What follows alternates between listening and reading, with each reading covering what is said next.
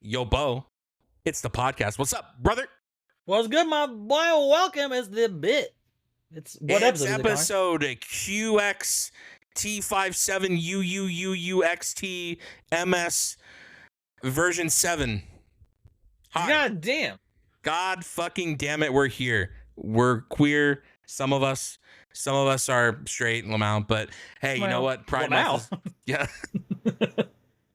I think I saw that episode number in my roaming app data files. Yeah, percent app data, percent roaming. Go to .app folder. Yeah. Yeah. GQXXXXXUU7. It's the new mobile suit name in the new Gundam series. Pretty fun, pretty exciting. No, I don't know what it is. There's a lot of U's though. It's like 6 U's. Oh, actually? I think it's like GXUUUUUUX. They call it Quux. No, they don't call it Quux. They call it Quux. I don't like that at all, dog. I don't know what happened in the Japanese translation, but something got fucked up. You know what I mean? That's crazy. It's the 19th episode of this thing where we didn't even know how far it would get.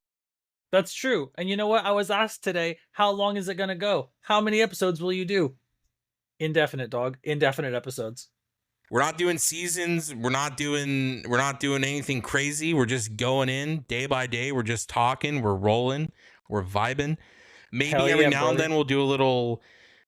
We've kind of shopped the idea of maybe doing a couple different episodes where it's like an AMA type vibe where we ask each other questions, or maybe like specifically tuned things to like maybe some ancient alien type vibes, or I don't know, specifically talking about one thing, maybe like a Pokemon episode at one point. You know, we've talked about this stuff. I think Pokemon episode. All 150, baby, the only ones that matter. Wow, Mew under the bus. It's supposed to be under the truck. That's crazy. I did see a video that kind of scared me the other day. About Pokemon? Is it true that the Pokemon that look like they're wearing clothes, those aren't clothes, that's their skin? So like Sock and Throw and Hitmonchan in them? Yeah. Sure. So like when things evolve, they're evolving for like a reason. So like, you know, they're trying to like live, obviously. And so it came to my mind that there are Pokemon that look like ice creams, like full ass ice cream cone vibes, whatever. So I'm imagining they're just masochists. They want to be eaten. Vanillix and Vanillush and stuff. And then, it's like a okay. So, are you familiar with toxoplasmosis? No, but you know what? I did see a video on, and it scared me. Those Pokemon, it's theorized, are parasites. They want to be eaten by humans, so then they can. Yeah, is that true? Is this a thing? Is it happening? Yeah. Well, it's speculative. Are Pokemon living inside us right now? Kind of. Sort of what a gut biome is. Yeah, a little bit. Because I'm struggling, because if a Pokemon tasted like vanilla bean ice cream and it looked like a vanilla bean ice cream, I'm going to be honest with you. Yeah. I'm going to be so for real. Yeah. We're packing those bitches up and we're eating them. You know what I mean? I'm just saying. Yeah. I'm just saying I'm eating those motherfuckers for real. Well, and I'm just saying that's no different than like pork chops. It just happens to be ice cream. Like we eat animals. I imagine Pokemon has Pokemon, and then they have like animals they eat. No. You're not eating a Squirtle. Tauros meat, yeah. You're just eating Squirtle soup. Unfortunate. Yeah. Squirtle soup does sound kind of dope, though. I actually, when I look at a Squirtle, I'm like, you don't taste that great. You need a lot of flavor additives for it. Like Squirtles don't seem like they taste like anything. Very watered down. They're like the LaCroix of turtle soup, yeah. Not the LaCroix. Oh my goodness. Yeah. Okay, give me on a scale of 1 to 10. How was that intro? Come on, like I think you did great. I think you did great. Thank you so much. You let it rock. I've been studying the best. Aw, you're so cute for that. Yeah. Which podcast? Well, this podcast called The Bit, where this guy with bunny ears, cat ears, or whatever, really be out here. No, because somebody. You know, I talk to a lot of people, and there's a lot of people who actually watch this, if you can imagine. Basuda watches this. We have a lot of, I don't want to name drop. I don't want to name drop live on pod or anything. We should. Shout out to Yeah, Basuda solely watches from time to time. Moonlight will catch, like, if she's not here, she'll catch like Nice. an audio Yeah. on like a Spotify or something. We stand And Moonlight. then it came up as like, hey, you know, like you don't like I know you guys are co-hosts, but you don't ever like start the thing. And I'm like, yeah, I don't actually do that. That's funny. Yeah. I never thought about that before. It wasn't really an intentional choice. It just kind of It worked wasn't out an that intentional way. choice. It just works that way. Because Yeah. it's funny because you start it and then I bumble something somehow and mess up my words, and then No, that's like you don't bumble. that's like the running bit is like I will say something and then it's like, oh, he messed up the intro again, Lamau. No, you're not a bumbler. You don't bumble. Bumbles bounce. But someone brought this up to me the other day and I was like, you know what? I'm gonna fucking start this thing. Hell you know yeah. what? We're gonna get the era of Connor's gonna start this shit and we're gonna, attempt to do it right. You know what I mean? We're gonna Hell yeah, dude. a little And I have some trade-off really hard sometimes. opinions to share about World of Warcraft and Gundam and Transformers. Oh no. The takedown has begun. Am I going to get a passive aggressive email after this going like, I can't believe you would do this to our brand. I can't believe you did this to us. And you're going to have to bring up Pokemon and Metroid out of nothing. Well, guys, today we're going to talk about Metroid and how I fucking... Especially that Metroid 3. That Metroid Prime 7. Yeah, it's funny because Metroid 3 is kind of the popular one. That's really funny. Super Metroid for the Super Nintendo, yeah. If anyone didn't know by the delivery of that statement, I'm not a huge Metroid head, so I don't know much about much. I do main Metroid. If I am playing Smash, I do main and play Samus. I'm a Samus main. Let's go. Yeah, I do. Hell yeah, brother. Find Samus to be the funnest character in that game, usually. Yeah. Mm-hmm. Which Smash have you played the most? Oh man, surely the GameCube Smash, no? Melee. Yeah. Mm-hmm. Yeah, GameCube Smash is probably the one I played the most, only because every friend I ever had a GameCube, so it's very popular to like hang out with the homies and play that. Not to say that every homie didn't have like a Switch or whatever. We in the older years, we weren't really playing a lot of Smash. I mean, sometimes, but like it wasn't as much as when we were younger. Hey, can I just like fracture our audience a little bit? Yeah, do it. Can you believe some motherfuckers think that the fucking Wii one is the best one? Brawl. That's crazy. Where they added tier list. You want to see something even more insane than that? I saw a tier list that put the Wii as like one of the best S tier consoles ever created. That's true. I don't think so. I can't get on board with that. I think the Wii fucking sucked. I think the controller is fucking asshole. Well, I think it's just a shit. I think it's a shit underpowered system. If I'm being so for real. The Wii? And I'm not trying to come for anybody on the Wii. I'm not trying to fight anybody, but like a fucking GameCube 2 would have been better. Even though the GameCube didn't sell that well, I understand. But like, and look, I'm not coming at it from the standpoint of I know the numbers or whatever. I don't. I just know I played it a couple times, and I wish I fucking hadn't. That's crazy. I'll tell you what, the Wii's library is kind of stacked. Hey, and it could be. I liked bowling, but like other than bowling, I don't give a fuck about anything on that console. If I'm being so for real. That's funny. Yeah, they had like Zelda Skyward Sword and people like that one. Yeah, like Mario Galaxy 2 was popping. Hey, look, I don't know shit about shit. I know Mario Galaxy 2 ain't no Mario Sunshine. You know what I mean? And I don't even care if people don't like Mario. Guy, huh? I like Sunshine. I don't give a fuck what anybody has to say about it. Hey, look, I might be on the worst end of the history on this, and I'll die on this hill. I don't care. Fuck the Wii. Fuck the Wii U. Fuck that dumbass gamepad. Fuck the fucking your controller's a dildo. Fuck you, dude. No, wait, I'm not about it. On the Wii U? The Wii was like, not the Wii U, but the Wii had the fucking the brick or whatever, the half brick, the brick cut in three. Anyway, fucking piece of shit. You know what I mean? You can put three Wiimotes together and you could like build a house. Yeah, fuck that shit, dude. Fuck the Wii, fuck the Wii U. I'm not about it. I liked that it had like a little plastic gun thing, and you could put the controller inside the gun thing, like a housing, and use it like a super scope. Hey, fun. Hey, I'm not attacking you for it. I'm not attacking anybody in this chat for it. And I know, look, Nintendo, I'm sorry. I know that we lost our. You don't play Link's crossbow training? No, not really. Well. You didn't play Tatsunoko versus Capcom Ultimate Superstars? No. Well, If you could believe it. can't believe you didn't pay Boom Block's Bash Party. Yeah, I just when you say stacked and you say those games, I'm just like, is it stacked or is it like those the cups those autistic kids stack at those tournaments? They're like is so it really fast, stacked? dude. They are fast. They're like really fast, actually. They're really fast and really skilled at that one particular thing. Yeah, they go crazy, and then it's just like a tower. I don't even understand.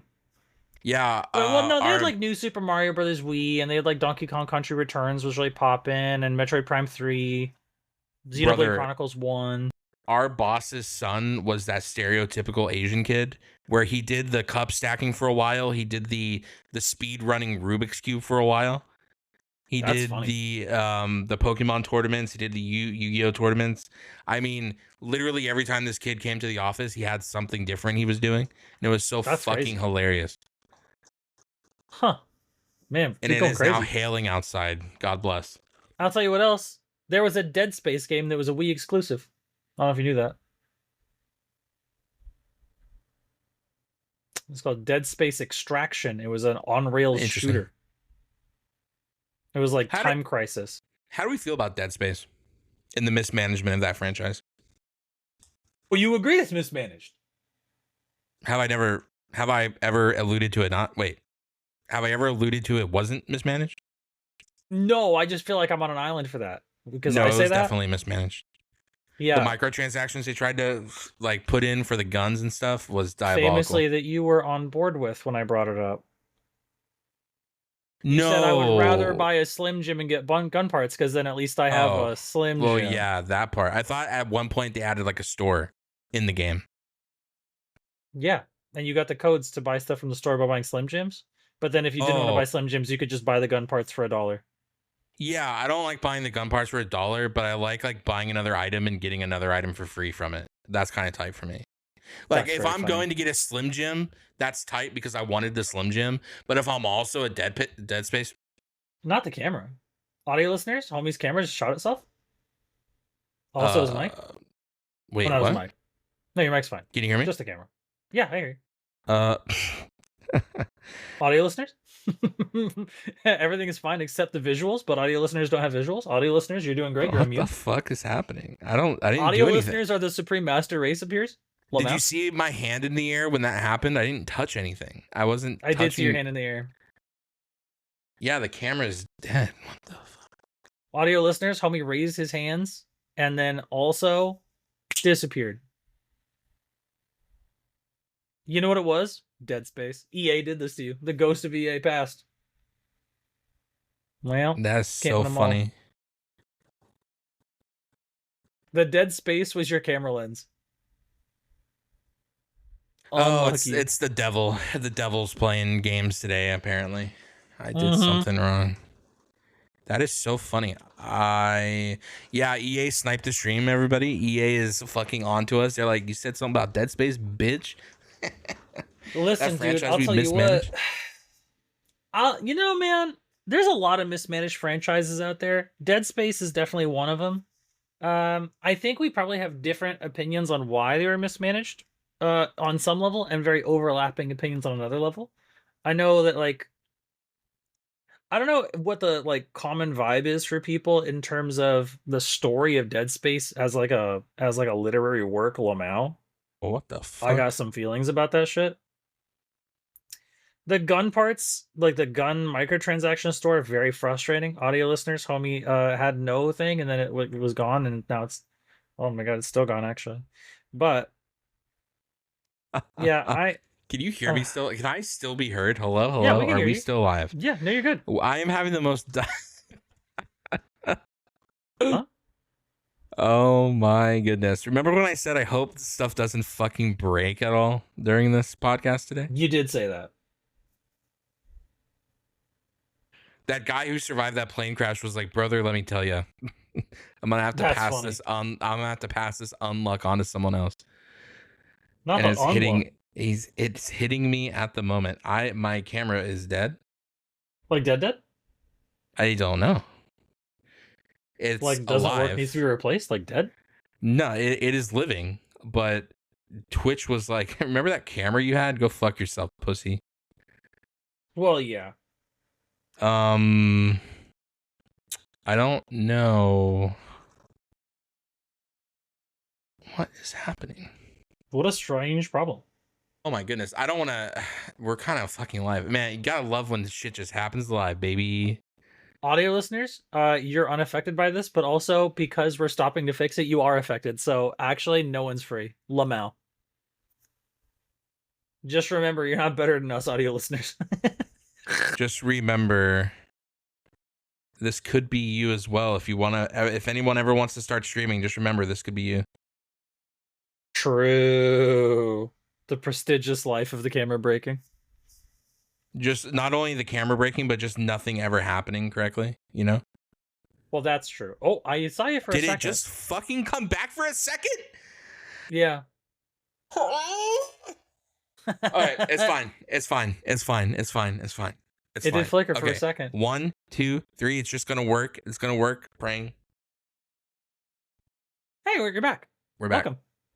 We're back for a moment. Nice. All right, cool. Cool. We're back. Anyway, podcast. That's hilarious. Yeah, Dead Space was really mismanaged. Yeah. So let me, I guess, explain why I think it was mismanaged, because I didn't really play any Dead Space until I met someone who was a really avid Dead Spacer, and he's like, you have to play the games. So I played 1 through 3. I believe there's a third one, no? There are 3. Okay. So I think I played all 3 of them. One was, I believe there was some weird little spin-off game that wasn't the rails shooter for the Wii, and I think and then there was also the rails shooter for the Wii. So if we're talking about me playing Dead Space, I know like the main line, 3 main line. 1 was okay. I'm not really a scary game head or whatever, so sure, me either. A lot of jumping around, a lot of being jump scared genuinely of a game I've never played before. In Dead Space 1. A lot of like guts and intestines hanging out tight or whatever. So that was cool. I played that. That was fun. Played 2. 2 is okay, and I believe 2 is the multiplayer one, or was that 3? 3 is the multiplayer one. So I played a little bit of 2. Didn't like 2 very much. Really? Actually, didn't really like 2 very much. It's been a while. It's been post playing, so I can't really tell you exactly in like a review format why I disliked it, but I feel like it didn't feel very good. It didn't feel as good as 1 did. Interesting. Okay. And I remember feeling that way, and it had a lot of bugs when I played it at the time. So I don't know if it had just came to PC or something. Something was off. It fucking crashed so much. It was not a fun experience. I wish mine crashed a bunch. I had a totally other set of problems when I was playing Dead Space 2. Oh, yeah. There was a specific room I remember. I'll never forget it. It was a bunch of those big, like, gooey-looking motherfuckers with the razor arms, and then, like, they, like, spit the gunk that freezes your shit.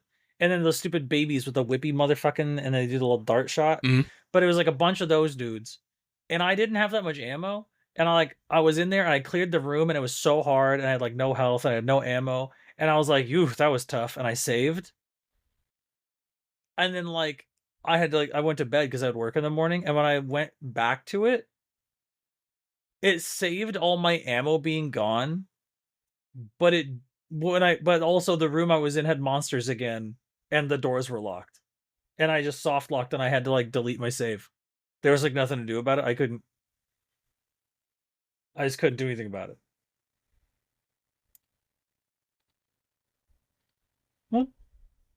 So that was, what a fascinating feeling that was.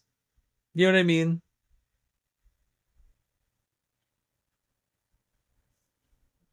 Audio listeners, the perplexed expression on homie. Can you do the share chat again? I'm so sorry. We're having so many issues today. It seems like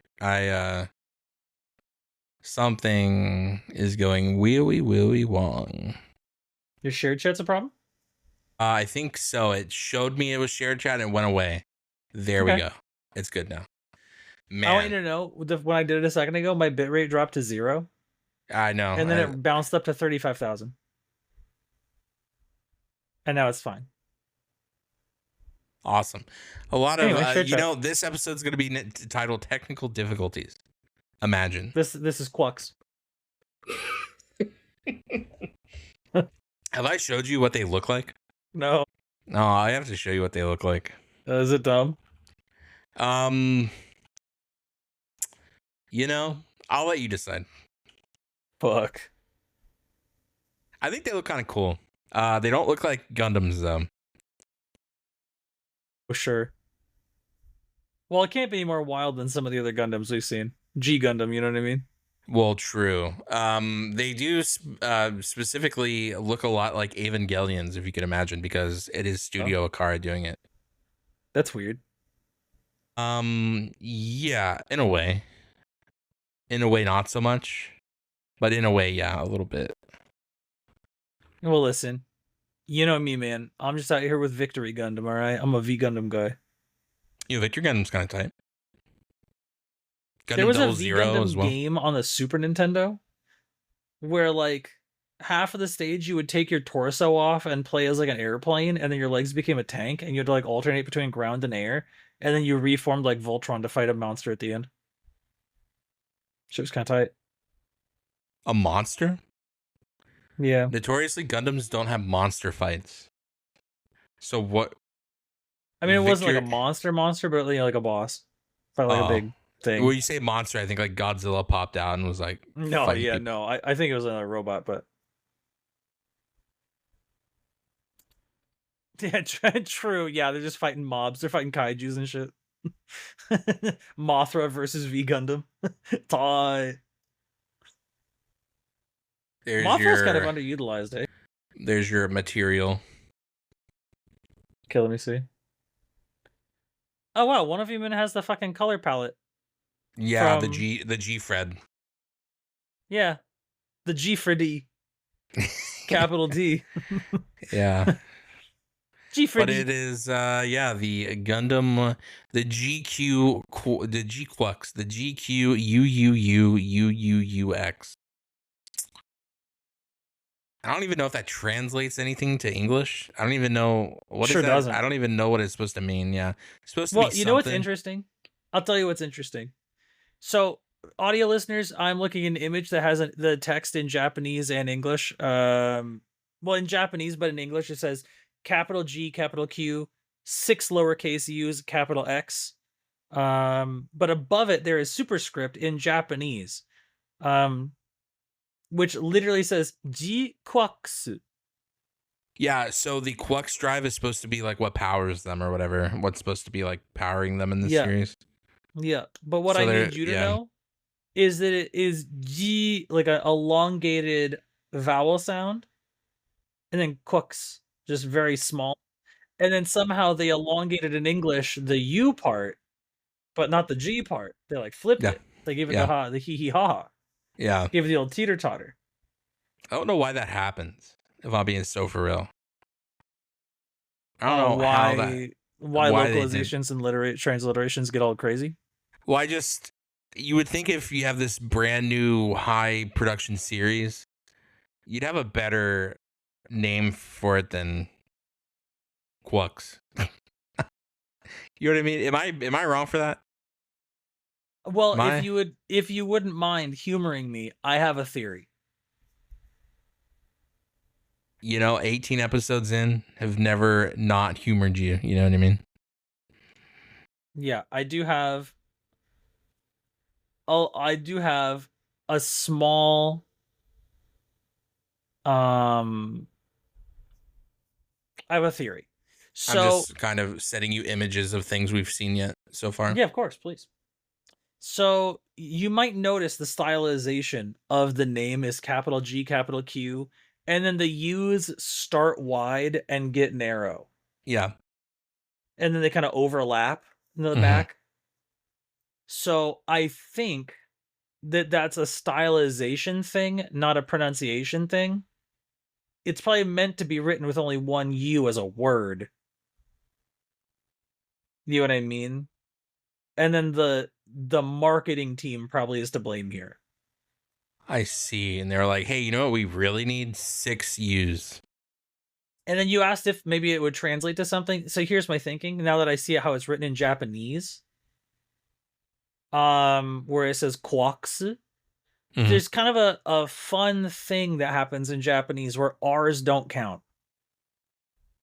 Okay. So like R's don't count and TH's don't count. Okay. They're replaced with S, if you can imagine, most of the time. So like thunder would be sunda.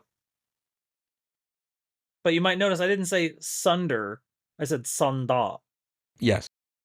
Yeah. So any like R sound is usually eliminated for a preceding A.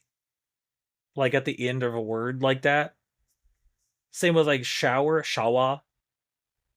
You know? I wonder if the reason they're called G quux, noting that in Japanese it's not qua, it's qua, G quux. I wonder if it's because they're G quarks, Quarks, quarks, which is a particle in physics. A quark is a particle. Oh, so they probably have like a particle engine. Yeah. Yeah, something like they have that. like, yeah. So imagining they have like G quarks, like the particle that powers their engine is like the G quark particle in their G drive or whatever. And then because Japanese doesn't have the word quark, it's like a loan word from English. They have to stylize quark as quaxu. You know, I didn't think of that. I'm gonna watch the series at some point this weekend, and I'll come back to you. This will be a rare part 2 next week. Yeah, coming next week, confirmation of whether or not I just made a sweeping generalization of the phonetics of Japanese and if it pans out or not. I need to watch it because, man, the suits do look really fucking good. Like, some of the Zakus look good. They are crazy looking. Yeah, they just kind of do be popping off. The Zakus do look really good, actually. Audio listeners, the Zakus are very goofy looking little Zaku guys. They did their, like, take on the Insane Gundam or whatever it was, like the Berserk Gundam vibe. Yeah. Which was a storyline, like, way back. No, from, like, the original, like, Armor Ray series or whatever. Yeah. In this series specifically, from what I hear, Neon won the war. And so this is a retelling of the story, but from like a Neon 1 side. So it's kind of interesting. I don't know what that entails. But it's like if Zeon stole the Gundam is and like won the war with it is what's going on. Yeah. So they took the Trojan horse, they turned it Zeon colors or whatever. Like they stole everything like one day. I couldn't help but notice that the GMS Alpha Red Gundam is red. Yes, that is so the red Gundam is the white Gundam repainted. Yeah, so and I noticed the white Gundam is prototype. Called the White Gundam. Yeah, White Gundam is the prototype Gundam. And then Char steals it, and then they repaint it for him because they're like, Char, we love you so much. Here's your new Gundam repainted red. But he left the yellow warning pits? That's crazy. Well, red and yellow is a callback to Unit 02. Okay. Yellow, orange, and red. Unit 2 from Evangelion. Oh, I thought you meant Darling in the Franxx, but okay, I hear you. Like 02. Because she also wears red and pink. A little yellow. No, Gundam. Or Gundam in Evangelion. But surely she counts as a Gundam. Does she transform into something? Is she that one anime girl that transforms into a bike? Have you seen that anime? I have seen that. Well, I haven't seen the anime, but I have seen the scene or whatever where she's guzzling gas and then she transforms into a bike. That's so fucking insane. I saw. Yeah. She's like she like puts the thing in her mouth, like yummy. I think if there's an off point for me, like if I'm getting off the train at some point, that's where I get off. I'm like, you know what? I'm good. It's anime girl guzzling unleaded so she can turn into a bike. I'm like, there's a lot of things I can watch. There's a lot of things I can understand. I don't need to watch or understand that. I'm good. Well, have you seen the ass fighting anime? No, I haven't. I have watched episode 1 of Fat Elf. Or Obese Elf, or whatever the fuck that show was called. Mm-hmm. How'd that go? Very, very funny. Really? That's it's pleasantly something. surprising. It's pleasantly something. I don't know what I would I call forget it the at this name. point. I forget the name off the top of my head. But there's an anime about girls in one piece swimsuits who like do like a sumo wrestling kind of thing on like a floating platform in a pool. Like there's a circle with a ring around it and they're Yeah. in the water. And then but instead of sumo with their tummies like sumo wrestlers, they have to fight each other with their asses. They like ass slam to get the other one out of the ring. Like The ass Peach's slam. side B in Smash. Yeah. Oh, they're ass slamming for sure. Yeah. And their asses have like special attacks. Slamming ass. Oh yeah. Oh yes. Yeah, anime, it's fascinating because like there is no genre of entertainment or literature anywhere on the planet that just so brazenly wears their fetishes on their sleeves. Well, I You think know what I mean? that's a present day thing these days because people really kind of be out there doing that same thing now. Not even with anime, just with everything. Yeah, but even like old anime was kind of like that. You know what I mean? Oh, well, yeah, I guess it was kind of brazen with it, huh? Yeah, these get a little crazy, dude. And it got so crazy, we have an entire subsection of anime called hentai for that. Like, they got a little wacky with it. They got a little crazy.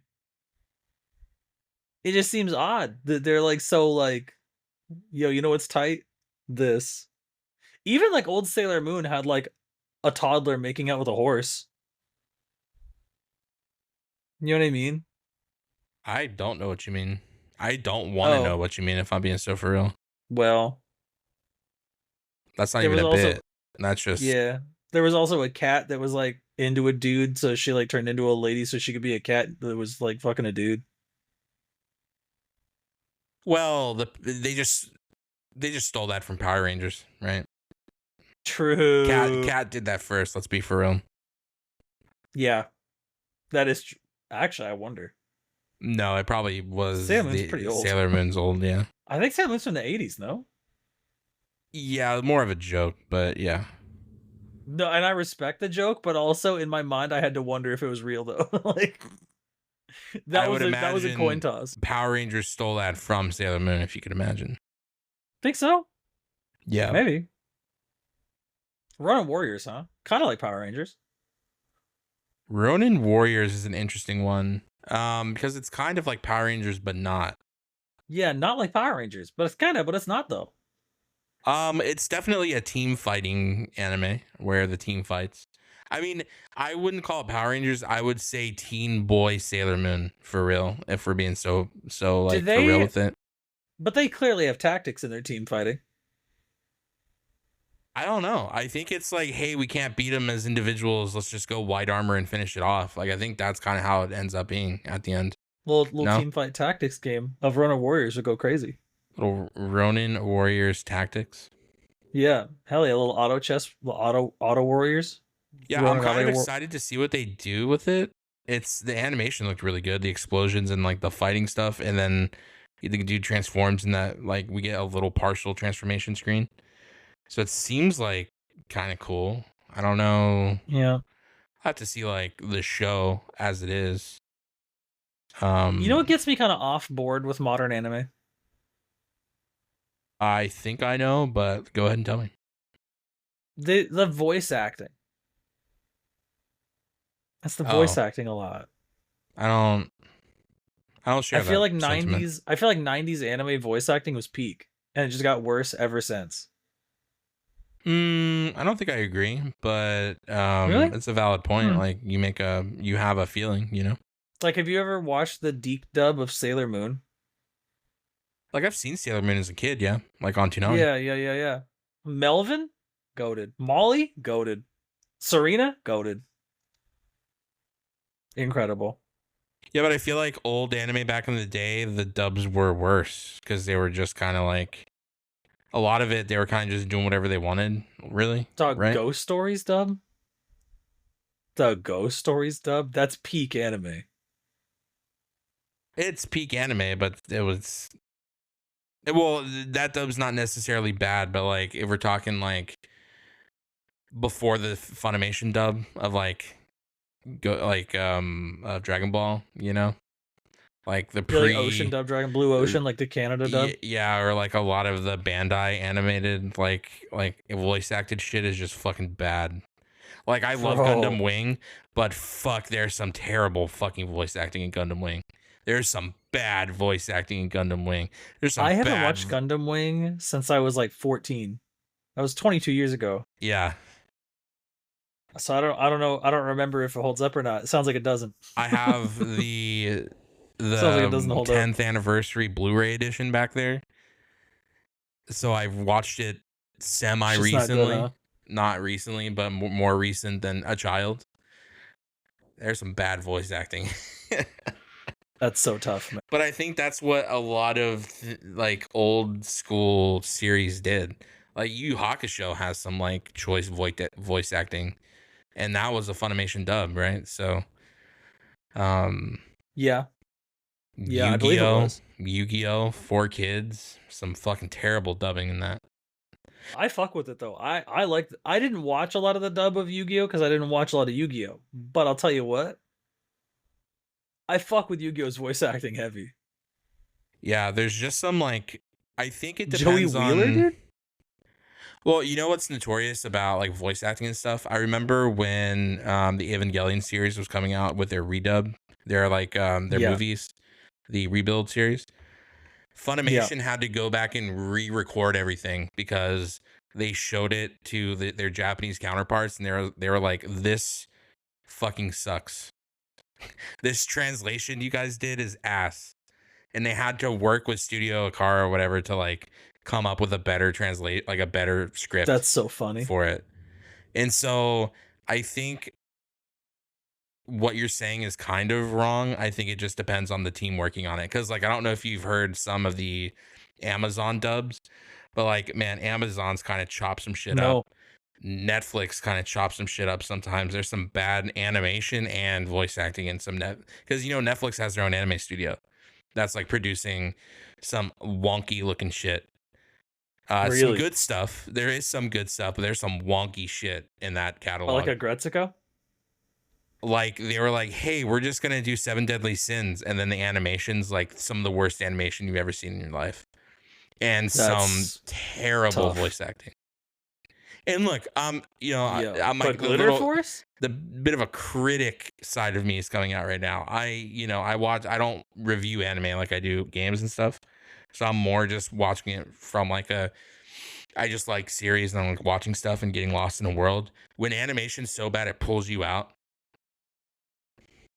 Yeah, that is tough. And I'm not talking like we were watching the obese elf thing and it was like, oh, the head's not moving in this like trailer shot or whatever. It's like, yeah, they're running, but the head is a stationary graphic, and then the body is like bobbing up and down. Animation fucking up.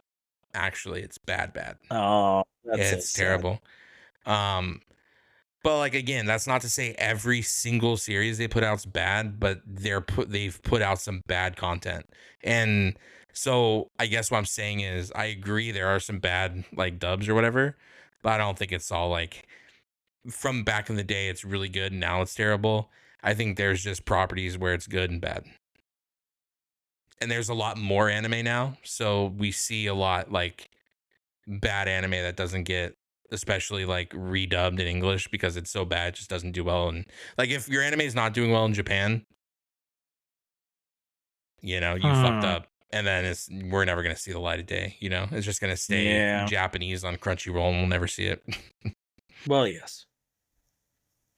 There's a bad anime on Crunchyroll too, and I'm not even saying it's like an English issue or like a specific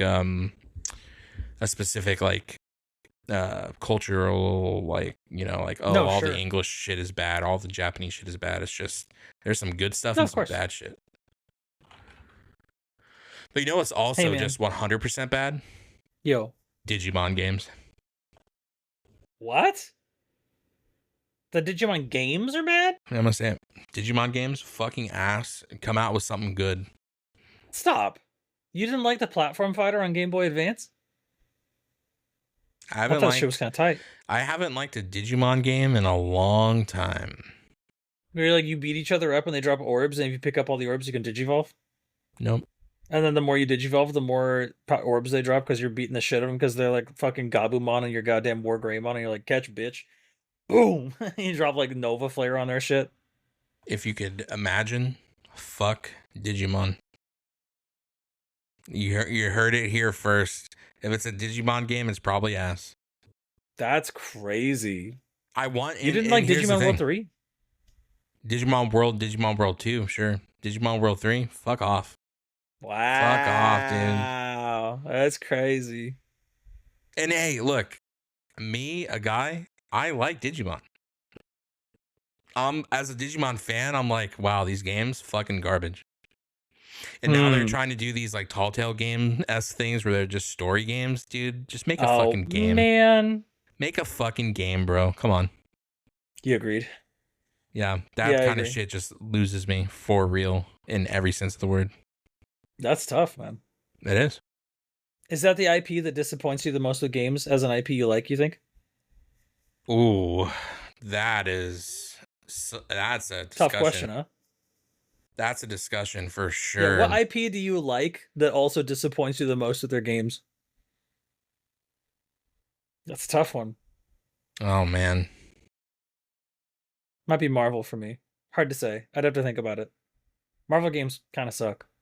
Bro, for real. If I had to choose one thing, it would either be Marvel or Star Wars.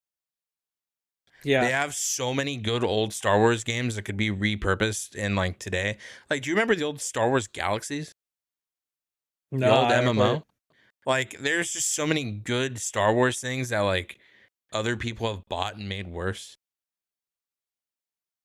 Star Wars, I'm going to say this. Star Wars is a product of people buying the franchises and doing terrible things with them. Battlefront 2, fucking yuck. I agree. And it's funny, this whole thing has made me think about it. And now that you asked that, people are going on this crazy train of like, yo, Star Wars Battlefront 2, actually good game, Lamau. I can't believe people thought this. You know why it's a good game? You know why it's a better game now? You know why people enjoy it now? It's because the fucking courts had to step in and be like, hey, guys, this is kind of like loot boxes are cool, I guess, sometimes. Do you mean the surprise mechanics, dude? Do you mean the mechanics where they put you against people who've bought things so you buy more things? Do you mean selling player power where you'd have to spend thousands of dollars just to be able to compete in the game? Do you mean taking away that player power and then needing like hundreds of hours, if not thousands of hours to collect everything, but now it's free, Lamau? You should be okay. Yeah, those things. 50,000 hours just to do one thing. Yeah, guys, come on. So when some kid and their dad play it now and they're like, dude, it's so fun, such a good game, 3 should come out. No, actually 3 shouldn't come out. Never, ever. And then the devs were like, they interviewed a dev who was like, I'd love to get the old gang back together. Brother, you all need to be in prison. The gang doesn't need to be back together. You all need to be in prison. It's crazy. I don't care if EA stepped in and told you guys you had to do all that. I don't want you guys being a part of a team anymore. For real. You guys don't need to be in a team. For real, dude. Yeah. Yeah, recently it has exploded that people really like it now, but they forget the years of fighting to make it what it is now. And it's still kind of shit. At first by a lot. Yeah. And they're like, man, we would really love a 3. It's like, you fucking wouldn't really love a 3. I'll tell you what. You don't want a 3 because EA is not going to make the game you want. Plus, EA doesn't have exclusivity anymore because they pissed it all away. If you could imagine. They had a license for 5, 6, 10 years or something. They made like 4 games. Or less. Ugh. That's so rough, man. And you know what it is? And here's the thing, and it's been heavily talked about. The reason why we don't get any more IP games anymore, like good IP games, is because fucking so Disney, now that they own these franchises, they want their franchise fee. So if let's say EA wants to do a game or Rocksteady wants to do a game or put Ubisoft, whatever developer, Team Ninja, whoever it is. Yeah, 30, 40 Like, they want these percents that are so insane that these are the reason why these games are so expensive, specifically IP based games. You'll notice like Spider-Man game, 80, 90 bucks. These other games don't make their money back for some reason. It's not because they're bad games most of the time. It's because Disney and them are sucking the life out of these things. That's why we don't get IP games anymore. Good ones. Well, listen, hear me out. You know what I mean? They don't need that much money for their IP to see more eyes and make more money. Like they're printing money just by making a good game if they stop sucking the life out of the teams. I'll tell you what. I'll tell you what. I think they should charge more. Well, that's not a conversation we're having. Yeah. Because listen, if the game can't exist without the IP, that IP is at least half the selling point of the game. I can't take you seriously when you say things should be more expensive when you just steal it anyway. That's kind of where I struggle. Oh, no, you misunderstood. You misunderstood. I don't think the game should be more expensive. I think Disney should charge more as a licensing fee. No, I think... Because, like, no one's buying Star Fight Battlefield 2. They're buying Star Wars Battlefield 2. You know what I'm saying? Yeah, to an extent. If you did, like, the knockoff version, like, they're using glow sticks, and it's got, like, Dark Hater. Yeah, but here's the thing, Dark Hater has, like, a off gray helmet. Here's the issue. The issue is... Well, actually, I kind of disagree with that statement, too. Because, like, Power World did really well. And so people might want Darth Sky Vader 7, you know? People might like that if it's a good game. Did pretty well. If it's a good game, people might enjoy that. 27 something million copies or some shit like that. And that was in like the first couple months. Yeah, it's insane. Well, it stopped selling after that, but yes. Well, it's still selling now. People are still playing it. If you can imagine. It's for sale now. It's not selling now. I mean, people are still playing it pretty often. That shit has 142 viewers on Twitch, bro. Has 20,000 people playing it right now. That's pretty... On Twitch? Not on Twitch. Oh, like on Steam, like Metric, it's whatever, just Steam. selling on... Yeah. And, well, they're in between big announcements, right? They just, like, months ago released the... whatever it was called. The Fable or something. Yeah. Yeah, I stole that. I played a little bit of that. So, I guess what I'm saying is... If the game is good, people will buy it. But, like, the thing is... I guess my main point is... If the price they have to pay to use the franchise is so astronomically huge and they're not creating content with their franchise, like LucasArts, they don't do games anymore. They just give the license to people to make. If LucasArts was saying, hey, we're going to charge you this franchise because we're doing our thing, but if you want to make something cool, that's different to me. Because at least LucasArts still has a studio making decent games. Like, their games weren't, you know, going to win a Game Awards, but they were fun games. Like, the old Battlefronts and the, like those were good games. I like the Star Wars games on the Super Nintendo. So, yeah, like, old Lucas games. Like, they're not going to win Game of the Year or whatever, but they're fun. And so if they're not going to do anything with their franchise... then you should allow other people to and not charge them an arm and a leg if you're too lazy to do it. And this is a Disney thing. Disney decided they don't want Lucas Games making games anymore. Well, sure. They're like, yeah, we don't see value in this, Lamau. We'll just put a little Star Wars world up in our parks and it'll be fine. We'll make the money back. You know what I mean? Well. And they probably have. I'm not bitching about it. But, you know, I'm just saying, like, if there's something from the question originally, like mismanaged franchises, you know, with shitty games, Star Wars, Marvel, there could be better games. Well, the mismanaged thing was Dead Space, but yeah, no, I agree with you. For sure. You're absolutely right about that. Well, I'm just saying I think they are also mismanaged too. Yes. No, and I hear you. I agree. Yeah. Yeah, that is tough. Because, like, if that Avengers game that came out that could have been really good, but they're like Lamau live service, it's like, oh yeah, never mind. Never mind. I don't even mind a live service game. I mind it when they suck. I just mind it's a shitty game. Why it just doesn't have to be a live. Look, I'm kind of on the fence. Well, you're right. It doesn't have to be a live service anyway, but the issue is there's so many live service games now where I'm not going to get into a game if it's live service more than half the time. Like if it's not pulling me in for real. Because there's just so many other things I'm doing. Like I'm playing WoW. You're playing Genshin. You know, you're doing all this other stuff. How much more time in the day do we have to play another live service game on top of all the other live service games? Yeah, there's true. Truly, what I think a lot of people want, and I think we see it with how live service games, most of them die after a certain amount of time. If it's not like the big three, yeah. People want single player games. People want single. What are the other two besides Genshin? Like MMOs, like WoW and Final Fantasy. Like I'm saying like franchises. I see. Yeah. So like these games have millions of players who aren't really going to change. Like the thing with an MMO player, people don't understand. MMO players play other MMOs when their main content MMO doesn't have anything going on right now. So like you might have someone who plays WoW and they play Genshin also, but they're going to go back to WoW when when WoW has new content and Genshin has more content. When they play everything and min-max everything, they go back to the other game they're playing.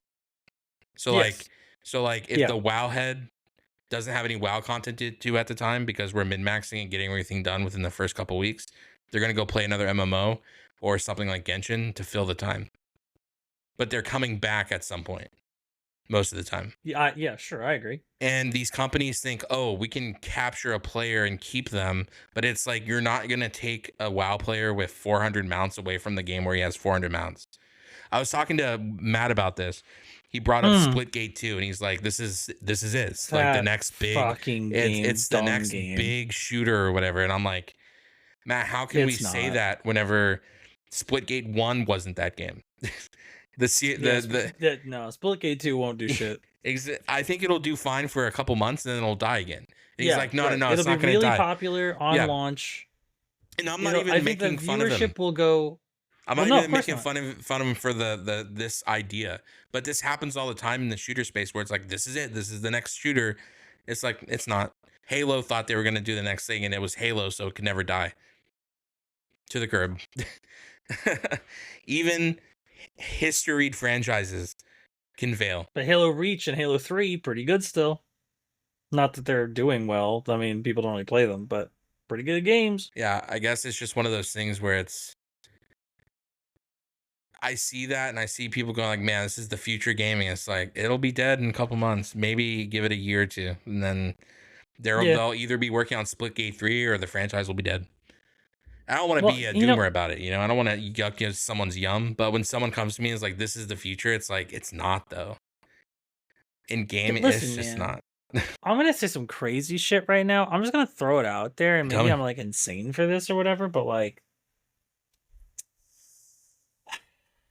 man, the brain rot's too big, dude. People don't care about substance or nuance. They care about hype. And as soon as something isn't like fresh and hype and shiny anymore, they don't give a fuck. Because there's so many things all the time that there's always a shiny thing. You know what I mean? They're like raccoon brain with it. They're like actively just like, yo, B, this game that came out 2 days ago doesn't have DLC and a new content thing and new this and new that. It's 2 days old. Boring, stale. Fuck it. Lamau. Out of here. Yeah. Bro. When you blow through weeks worth of content in a couple hours because you can't just be normal. Yeah. Like, yo, I know life this game for 72 hours a day for 14 days, and now there's nothing. Anyway, shit game. I was like, well, it sounds like you played it for... It's so insane. Actually, you bringing this up made me, this kind of on the same topic, but a little different. So I might be going off on a tangent. We're lateral, a little lateral. Yeah, I was watching a review because I also like just watching reviews to see how like my reviews could be better. And I was watching a YouTube video where the guy gave the game an 8, and he's like, "It sucks." Which game? It's Shadows. It was after I finished my review. I just wanted to like go see. Sometimes it's nice to see how you rank within like the other people in the community. And the guy was like, "Man, it's such a shame it's an 8. What a shitty game." And I'm like, I feel like an 8's pretty good, out of 10? An 8 out of 100 or 8 out of 10? Yeah. That's like a B. Yeah, an 8 out of 10, and he's saying it was a bad game. He's like, such a disappointment, 8 out of 10. I'm like, what? Dog. I can't recommend. He literally said he could not recommend 8 out of 10. And I'm like, if we can't recommend 8 out of 10s anymore, and here's my thing. If anything for me falls below a 6, that's a not recommend. Even at a 6, You're I can kind of a 5, huh? Anything 5 or below, that's a thumbs down for me on Steam. It's either a thumbs down for me or it's going to be a thumbs up heavy sale for me at a 5. But a 5 is where things start going downhill. I had to really started having a really bad time with it. Right? A 5 can either be a thumbs up or thumbs down. Anything below a 5, thumbs down completely. Well, a 4, yeah, 4 is tough. Because I do all my stuff out of 10, based out of 10. So, when he said an 8 was a not recommend, I was like, that's a tough thing to beat. That's a fucking tough thing. And then it made me think about all the people I know who were like what you said and what reminded me of this, where it's like, they'll play the game they love and new content will drop. And for 99.9999% of the community, it'll take people months to get through that content. But Dickhead decided he was going to take off work for a week, and then he did all the content that regular people and everyone else, even some of the other, people who get really involved in the game, might take a couple weeks to do, a couple months. And they're just like, oh shit, game, not enough content for me. It's like, yeah, but for everyone else, the regular people, it's fine. Like, shut up. Yeah. And it just made me think, like, for the regular person, they'll play a 5 and be okay with it most of the time. I wouldn't recommend someone play a 5. Yeah, Power World's more than a 5. Come on now. Calm down. Well, at launch it wasn't. Anything that's in the vicinity of Pokemon, you get really territorial about. Did we use the same building system? The building system wasn't the worst building system in a survival game I've used, unfortunately, so it was passable. It wasn't the worst, so it's passable as a low bar. It's not a low bar when you've seen some of the shit building mechanics in some of these games. I know you're not a real Fortnite survival building game system, but bad. Oh, things get a lot worse than that. How many survival games have you played? Like off rip? Are you in survival games a lot? Maybe. I played a lot of survival games with building mechanics. So when I go into it, I'm basing it off of, all the mechanics I've seen. It wasn't great at the beginning, but it's better now. Unlike the current build, like it's okay. The circle thing doesn't. I haven't played modern patch, I guess, so I couldn't say. It's tough. The version you're not playing on a server, so you're kind of locked, I believe, to not be able to like build outside your circle and shit like that. I can build anywhere. You can build anywhere. I guess you like modded it or whatever. No, or you that just does that. That's just the game. Well, you can build. So what happens is when you're outside the circle, your base will degrade. Yes. In the server, it doesn't do that. Like I can just build outside the circle and be fine with it. So I've done that on multiple builds where I have like a whole city, and I can have things that I want outside of like where the pals are working. So there's like the pal part, and then there's like the part I go to, but it's like a sprawling. I think I've showed you some of the screenshots of like what I built. Yeah. That's like very functional and like very worky. There are things like you can't not like. There are some things you can't do within. There's some things you can't do outside the circle. You can only do within. But there's a lot of stuff you can build outside of it, and that's kind of cool. But yeah, I agree. Like the circle part, and I think I even say in the review, the circle part's kind of like they need to cook more on that and figure out a better way to build. Why isn't it a square? I don't know. Every building piece is for square. No, I agree. I'm in agreement with you on that, but that's not crazy. That doesn't automatically put it down at a 5 for me. You know what I mean? I think I could generously give it a 5. 400 hours in, I get a solid 5. But that was right after Faybreak or whatever. Like I don't know if like they patched a whole bunch since Faybreak or not, but yeah, I couldn't tell you. I'm not up and up on like really what the current like that. The current patches. But yeah, definitely for someone who plays survival games, it definitely wasn't a 5 for most people, I would imagine, because a lot of people really enjoyed it, and it has like mostly positive reviews on Steam. Hey, you know what bug I really like that game had though? The food like degrades over time and then like increments down. Like you have 19 steaks and the timer goes away and you have 18 steaks because it like doesn't stay fresh in your inventory or whatever. But if you hit the sort inventory button, it makes all the timers go to full again.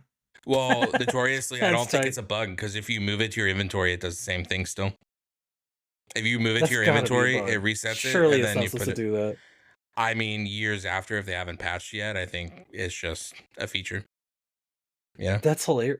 Why even have a timer if you can just hit the sort button constantly? That's crazy. Yeah, I don't know. It seems like a That's feature. Strange.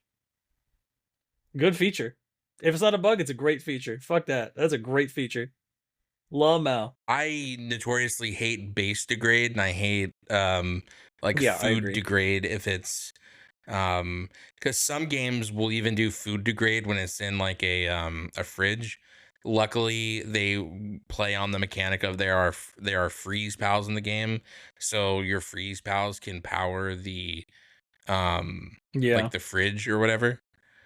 So that's nice that food can just not go bad, which every game should have fucking a system like that, because if I'm playing, like, this is my thing. If I'm playing like a game where there's magic involved and you don't have some fucking magical box that doesn't degrade food, you stupid bitches. You know? We're in a magical world and you tell me you can't fucking figure out. There was no mage in this world that figured out a spell for food not spoiling, you stupid bitches. You know There's what I just mean? no refrigerators, Just no refrigerators, no spells for that. No magical ice box or nothing. That's when I Every get really wizard was like, damn, annoyed. You gotta hunt constantly. This meat goes bad quick. Yeah, base degrade is the one thing that triggers me. It'll do it for like different people, have different issues. For me, if I build something and I have to run around with a wrench and fix everything after a couple hours of gameplay, go fuck yourself. Dog the wrench. Go yuck. Fuck yourself. And I don't care if like if there was a fight within the base, if it got invaded, that's different. That's like an NPC damaging something, totally different. I'm talking for people who don't. Like over time, the wall just gets shittier. Over time, base degrade, like a game like Ark would have back in the day, which they did have base degrade back in the day. Shit like that fucking sends me to a whole planet. It sends me to the moon. Yeah, I get so fucking frustrated with it. That will drop a review multiple points for me. I think they should just. This is they should just not have the base builder circles at all. Just let you build anywhere and also summon your pals anywhere. Fuck them. Just I agree. Just kill the base circle idea. I think the base circle idea was something probably that got added as a measure for like live servers, like their community servers, for people not to be fucking dickheads about stuff. Like to keep people from like to police the fucking weirdos. But like if I'm playing on a community server or you're playing solo, there probably shouldn't be a base circle limit. But pals should be pal AI should be smart enough to be like, I don't roam X amount of spaces from home or whatever. You know? Dog, the AI for the pals is bad. It's a lot better now. It was bad at launch, yeah. I mean, even in the Fade Break patch, it was bad. That's the last time I played. It was not good. Oh, really? Like, they can't find... Yeah. Like, they can't find stuff. Like, if you build a base with 2 layers... Mm-hmm. I was building, like, 7 walls high on the floor for the second... Like, so it's a tall-ass base, 7 layers, you know what I mean? Sure. Not layers, but, like, 7 levels up, 7 feet. Yeah, I know. 7-foot roofs. I don't know how to describe that. But, like, it was tall, because I had, like, the expedition bullshit on the side, and that shit's massive. Yeah. You know what I mean? So I had to make it real tall to accommodate for that. And I had, like, some beds on the bottom. The stairs were 3 wide, and there was no part covering the stairs at all. And they couldn't find the beds on the second floor. They just sleep on the floor above the beds. Yeah, I mean, that... I can't speak to your experience on that because I also played Faybreak in like a new server too. Like I reset a server for us, and I had zero issues with any of that. I've never had issues Oh with my man, pals in that they patch couldn't doing find the stuff. workbench Yeah. things. They couldn't. It was tough out there. Yeah, and I actually don't build a base in the way you were building one. I build mine as Yeah, like you built a like wide, not tall. wide, not tall, and more different structures for different things. Like Yeah, looking like a city. And even with like my narrow pathways, even some of my bigger pals, I cannot say I ever had any issues with it. So I don't know. crazy. Yeah, I really the only issue I ever had was the big Magikarp, not Magikarp, the big Gyarados looking The guy. Gyarados looking fuck Jormungandr or whatever his name The is. yeah, level 5 pyro guy. I just don't use him. I just use 2 pyro dogs instead. And like he's the only one I've ever had issues with in like Yeah, every patch. And I mean I played with like 5 other people and that's crazy. yeah, we just never had issues with that. I don't know. Again, I wasn't at your base to Yeah, I like was see what the building was. struggling with it. It was Um so tough, man. yeah. I had to use the littlest pals possible, and even then, they would just like sleep on the floor over the bed, seven walls up. I was insane. Yeah, that's interesting. I don't know what might have been happening there. I do remember there was a time where you thought you were on like a current patch, but you weren't. So maybe that Hmm. might have That been was at that was the play. Faybreak I don't release know. patch. Well, The one where it Faybreak got was like patched new. like 5 or 6 times in the span of like a week after that. So I don't know if they fixed like at the time I played. Oh, Again, interesting. I don't know how many They maybe just patches like they've fucked up had. the AI with Faybreak and then had to like real quick walk that shit back. Well, Like I boom, boom, boom, played couple of hot fixes. Faybreak like day one. Yeah, And I think like hours after release they had another patch. So that's really like funny. and my server auto patches whenever it notices a new build on Steam. So Sure, sure, sure, I sure. am not like um how do you say it? Like I'm not physically patching to know like oh there's a new patch or whatever for server. But like Right. yeah, if I'm looking at Faybreak, there was like literally an hours after it was launched, like they had a new patch. But again, I wasn't on the build you were playing. I didn't see what was going on. Yeah, yeah, Um, yeah, yeah. I'm a bit of a base guy. I'm a bit of a builder guy when it comes to bases. So I like bases a lot. Yeah. I kind of take pride in like having a cool base whenever I play something like that or like Valheim or something. Um, Yeah, yeah. I do. I really do like base building. That's a cool concept. so like yeah, I can't say for sure like oh you were having that issue or other people were. I just know like we Mm. didn't have that issue and there are people in my server that build differently. There are people that build like the multi-layer box vibe or people with like no walls or whatever, or like me where they The build no walls people are crazy. that build everything in the middle of of the circle and then there's nothing else. Like there's a bunch of different people who play different ways on the Yeah, yeah, server. yeah, yeah, yeah. But yeah, I can't really relate to that issue specifically. I did have other issues. Um, but it was like patched out within like the first week of Faybreak, so I wasn't like too trippy about it. Sure. Any like major Yeah, yeah, content yeah. addition will do that. But they've done a lot recently with now they have multi-server PAL boxes where like your character has the ID for the PAL box now. So like depending on like what Oh, server you go to, you keep those pals or whatever as you like progress and like go to different places.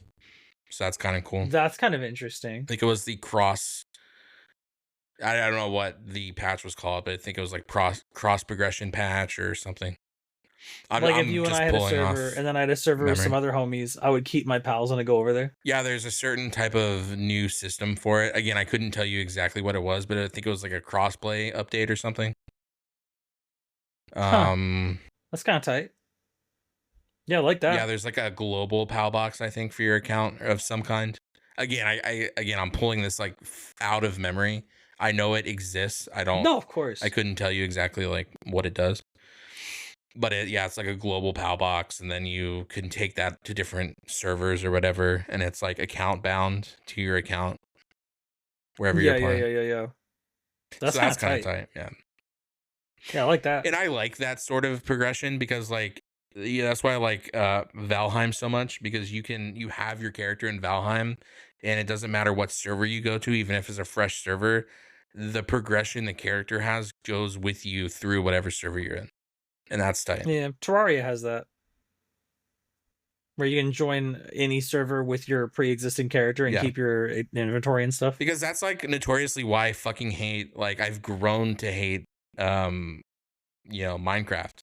is because, like, back in the day we didn't have progression. I think you still don't really have character progression. So whatever character you take in to whatever server, you just start with nothing. You're just fresh, nothing, fresh, and it's just like, I want break some trees, baby, wood pickaxe. Yeah, it's just not fun for me after like 200 times of doing it. It's just starting over is just not fun. Going into a server, going like, man, what would I want to build today? It's like, well, I've already built everything I wanted to build in other servers, so like, what am I doing here? And I'm not a guy that likes to iterate differently on what I build. I build what I like, and I want to do that again. And maybe I'll make a little bit of changes here and there, but it gets boring after a while. Like if you eat a steak for 50 years, you're like, maybe I might want something else after 50 years. After 50 restarts, maybe I might want to do something else that's not Minecraft, you know? Sure. And I know people, and hey, you know what? Their only flavor is Minecraft, and they love that. That might be the only game they play for the rest of their life. Hey, cool for you. Not for me. Well, I respect it. Yeah. You know what I mean? I understand why that would be. I hear you. I get it. And it's the frustration of like, people also go like, why don't you play mods? And mods are great. I did Tekkit back in the day. Bucket had a bunch of Bucket servers. The issue then becomes, if it's a in production pack of mods, stuff will break in between updates and shit. And it's just like, it becomes a headache. I just want to, sometimes you just want to jump on and play a game that works. And then having a modded server is just like, oh, fuck ass Billy left his mining machine on and it crashed the server because overloaded the chunk with different item IDs that popped out of his automated chest sorting system. You know what I mean? It's just like, it gets to the point where you're like, okay, I don't. And I'm the server host guy too, so just the headache of having to like go through and, I gotta figure out how to delete this chunk or reset this or add the backup, and it's like, I'll play something where I don't have to have that much of a headache. Sure. And I like doing that stuff. That's the thing. I like setting up servers and doing stuff like that. That's fun. But like Minecraft, just from doing it since I was in middle school, it's like you just spend so much time with the game. You're like, maybe I move on from this. I've retired from Minecraft. Right. Yeah, I mean, there's definitely some games back in the day that were tight, and then like, you kind of move on and do some other shit. And exactly, it's not tight. It's still a tight game.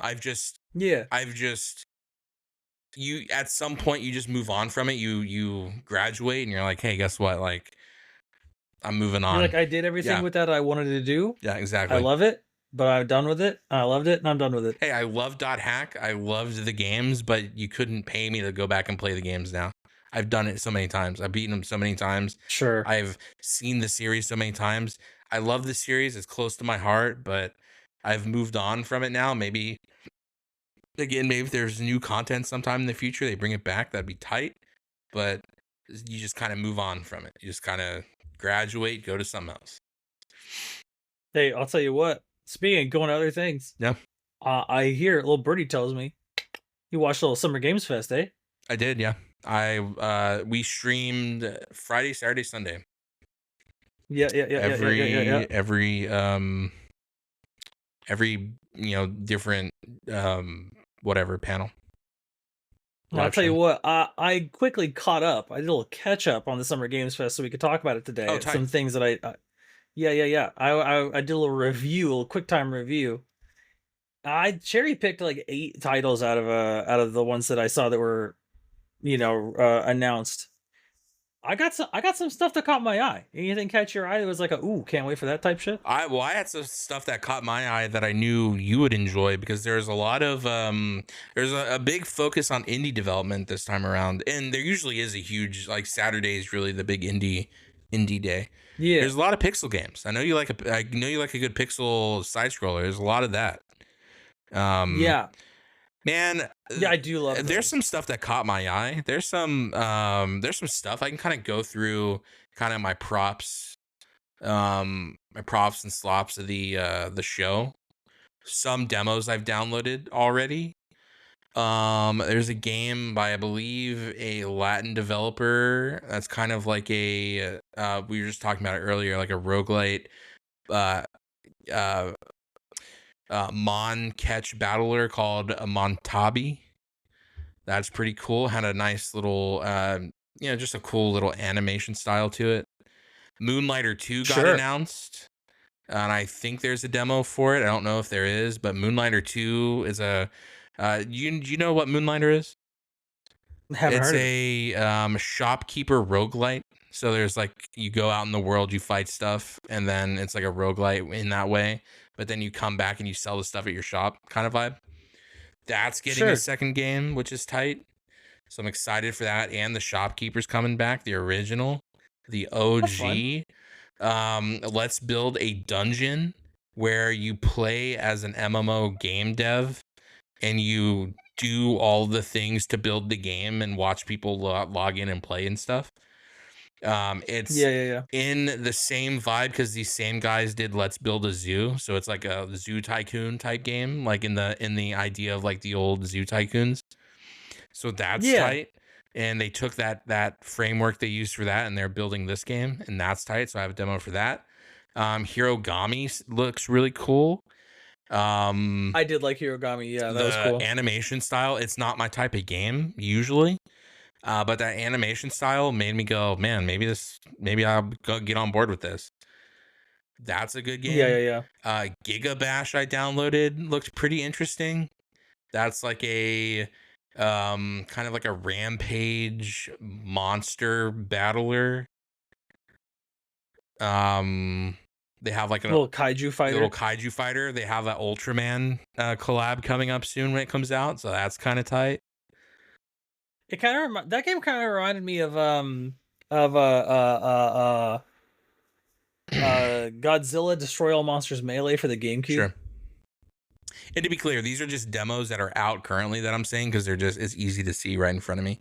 Right. Downloaded a demo called of a game called Dispatch, which is a superhero dispatch sim where you dispatch superheroes to different crime scenes. That's kind of tight. I thought that angle was kind of neat. Oh, that's funny. This is a funny game I downloaded. I don't know how good this is going to be. It's called Building Relationships. It's literally a relationship. You play the building. You play in the actual building in the dating sim. That's fucking hilarious. Yeah. Like you roll around and go fishing and shit. Yeah, there's also a game called Advanti Atlantis. Okay. And it is like a Paper Mario style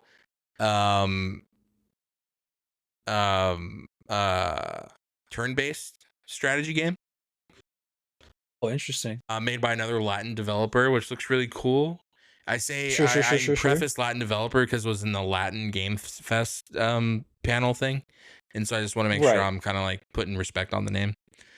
We'll highlight. We'll spotlight. There is also a game called After Ink Revival, which, if you could imagine, is a sequel game to Plague Inc., where it's a city builder. Oh my god! From the creators of Plague Inc. So Plague Inc. happens, and then the world goes into pandemic, and then Rebuild is supposed to be like, after a big plague happens, the rebuild of humanity or whatever civilization. That's hilarious. Kind of tight.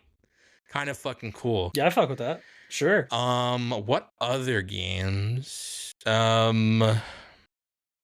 Downloaded a demo for a game called Stario, where it is a city builder where you build up. You're building a instead of sprawling a city out, it's a tower builder where you build the tower and then people live in it and you have different complexes and stuff. I think that's kind of tight. As you can see, a lot of my games are like, another one, Town to City. It's another kind of, this is more of a sprawling city builder. It's in like a voxel style. Thought that was kind of neat. You love building, you love bases. Towns. Yeah, exactly. Yeah. So those are always the things I'm looking for. There is also a RTS game that's coming out set in the Game of Thrones universe that looked really fucking good. Yeah, I saw that. Where like the Night King or whatever is fucking discount Lich King dude, I guess he wins and like kills what's his face. Yeah. I thought that was kind of cool. And there's also a Lord of the Rings Hobbit. It's called Hobbit Adventures or something. It's a city builder for hobbits. It's Hobbit. It's a hobby. That's hilarious. City builder. Looked really good. It's hilarious, but it looked really good. So I'm excited for like those titles. And there's some other like ones that were for Xbox, Grounded 2, High on Life 2, Atomic Heart 2. Sure. Atomic Heart's also coming out with a MMO called The Cube, where it's like this Rubik's Cube. I saw those two back to back, and I was like, "That's the same game, no?" Well, same developer, if you can imagine. Yeah. Looks pretty interesting. I don't know how the cube mechanic will work, but like anything that disrupts the MMO space sounds interesting. And I haven't played Atomic Heart yet, but from looking at the trailer for Atomic Heart 1, I love the aesthetic. I love the idea. Atomic Heart 2 looks really good. So I'm down. I'm down to play. And then Clockwork, whatever the fuck it's called. I was gonna call it Clockwork Orange, but it's not. No, that's a different thing. Yeah. Totally different. Yeah. But it's just in my brain. So fun. Something Clockwork Revolution. It's an RPG that has a time mechanic. I like a good time mechanic. Love a good rewind. Sure. Yeah, we talk about the time mechanic. Basically, what happens is supposed to happen in that game is your actions can change the world or whatever. So as you go back in time or go forward in time, your actions you choose will change the world in some way. So let's say you kill this one guy. That's not the one where you play the 3 different guys at the same time, though, right? No, this is like a single person. This is and so like if you kill this one guy, then the world can go a more authoritarian route, and it might look like what like Germany looked like at a certain time period. You might go a different way. Lamau. So there's a lot of cool mechanics with that I think might be interesting. And then rounding that all off, obviously Borderlands 4 wasn't there, but that's something I'm looking forward to. And the Outer Worlds 2. I played Outer Worlds 1. Love that game. Actually beat it twice, if you can imagine. I'm not a guy who plays games again. Yeah, you're not a replayer. I'm not a replayer, but I played it on it was before it came to Steam on the Xbox store. And then to have it in my Steam library, I bought it again and played it. And I really enjoyed it again. All right, well. Man, what a little... I played it twice, he said. My God. Yeah, and that's you know me. I'm not a guy who plays. I notoriously say once I beat a story, I'm done. I'm out. It's good, and I'm out for the next thing.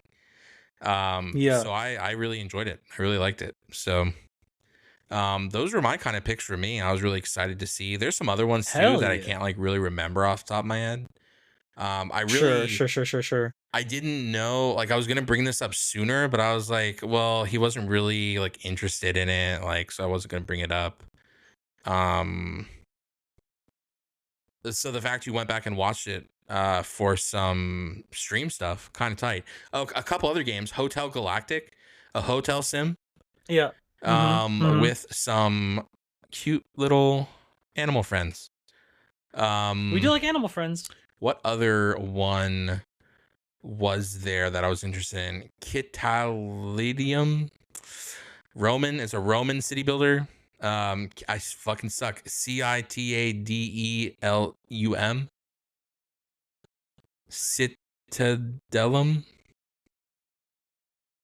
Citadellum. Oh. DUM? Citadelum. Citadellum, no? Yeah, Citadellum. Oh, fuck. I kind of got it on my own. Fuck yeah. Yeah, you got there. Hell yeah, brother. Hey, wait a minute. You nailed that. Thanks. I appreciate it. Didn't nail it the first time. Second time I got it though.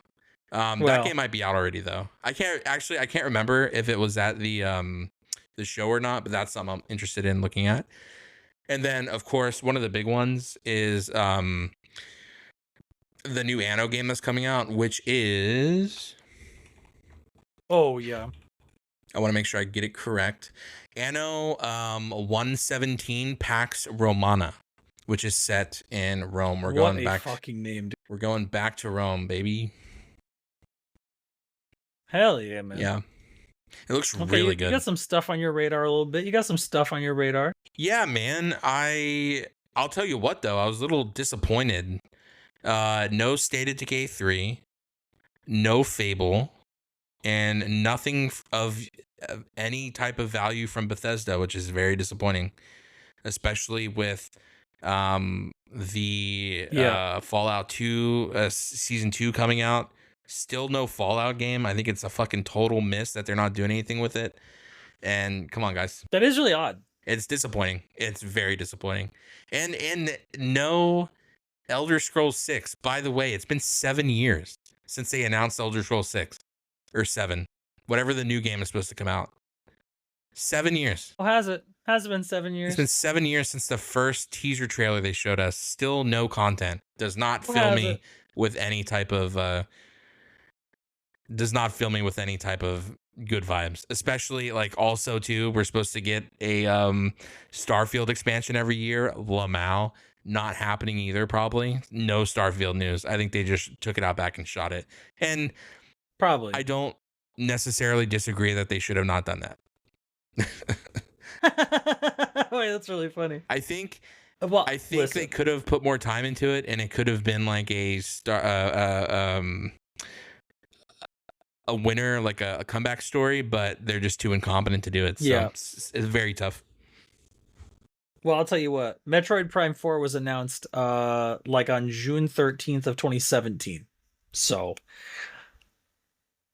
I get waiting. Yeah, it's tough. It's tough because when it starts becoming a long wait like that, usually from what the gaming industry has shown us, that's not a good thing. Something's going on. And so obviously we can only hope for the best. Sometimes it does come out on top and do well. Sometimes it doesn't. But, sometimes it does not. I've been yapping. Tell me about you. What did you see? What did you enjoy? Tell me about it. Brother, I'll tell you what, man. I'll tell you where I'm at. Check this out. I got again.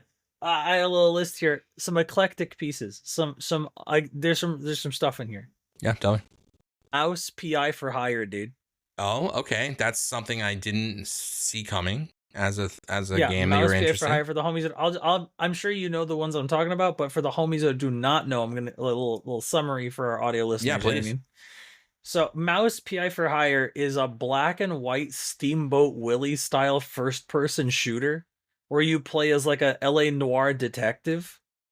I don't have a lot of story beat details, but the guns are wacky, the animation's beautiful. I'm so excited for that. Yeah, that's gonna be really, really tight. It reads to me as a black and white kind of Ratchet and Clank where like the guns are supposed to be as wacky as possible. And you might be surprised, this actually got more funding at some point, and they like went back and re-voice acted everything with like big names. They like actually got a lot of they got a lot of funding for this, and so there's some big names attached to it. It looks good. It looks good. It's not my thing. I would watch this. Would be more of like a me watching someone play it for sure. If you were playing that, I'd be so down to watch it. It just doesn't do it for me, but it does look really good. I'm hoping, I'm praying, I'm crossing my fingers it's decent. Not even amazing, just decent would be great. It looks good. It really does look really good. It's seems like it has a really good team behind it too. I believe it's being done by never mind. I don't know the team. It's called Fumi Games. It's the first game they've ever done, apparently. At least on Steam. They have nothing else on Steam.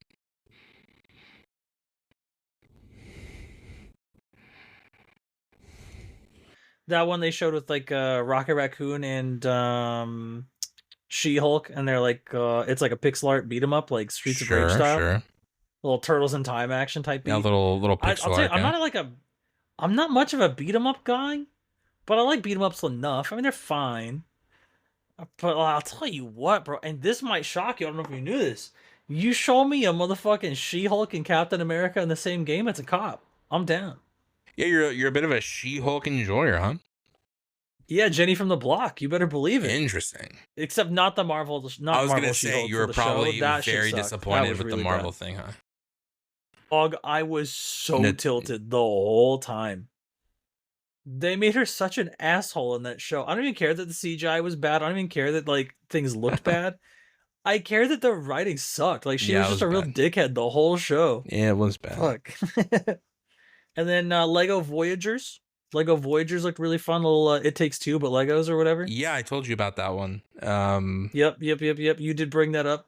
That one looks really fun and cute. I think it's gonna be a tight experience. I hope that Babe's into it. Jurassic World Evolution 3, the little Jurassic World, Jurassic Park builder thing. Okay. I'll tell you what, I was about it immediately when I saw that it was like a little cozy build a theme park thing. And at the end, they were like, you're being hacked, and also the world is coming to an end. Buckle up, fucker. We have to stop the din or whatever. I was like, what the fuck is this even? Yeah, it's like a story mode to it. I'll tell you what, I played one. I own one. One was okay. Yeah. Pretty bad as a park builder. Yeah. Hilarious. I think they cooked on two, from what I've been told. But here's where they got diabolical though. The dinosaur packs, because you have to nickel and dime to buy dinosaurs for your park. Wait, what do you mean? DLC. Dinosaur DLC for your park. Yeah.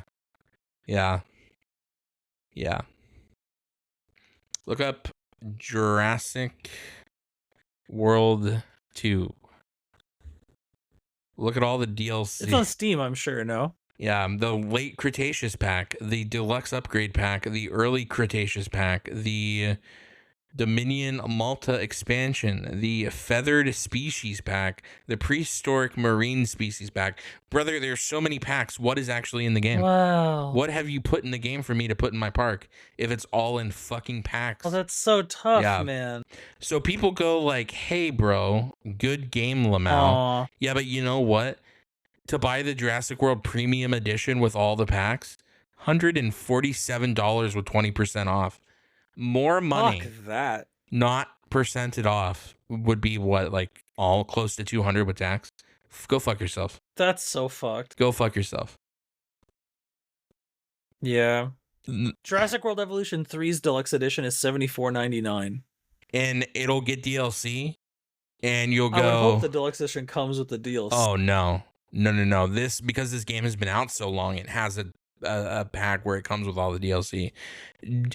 Do be noted, you will probably only be getting season 1 of the DLC with Jurassic World 3, I would imagine. Well, you know what? I bought the deluxe mega edition of Street Fighter 6, and then they told me the battle passes and characters weren't included, so I guess I won't fall for that trick again. It's just tough whenever you have a park builder and they're like, by the way, secret species pack, Cretaceous predator pack. Brother, you have put all the fucking dinosaurs in packs.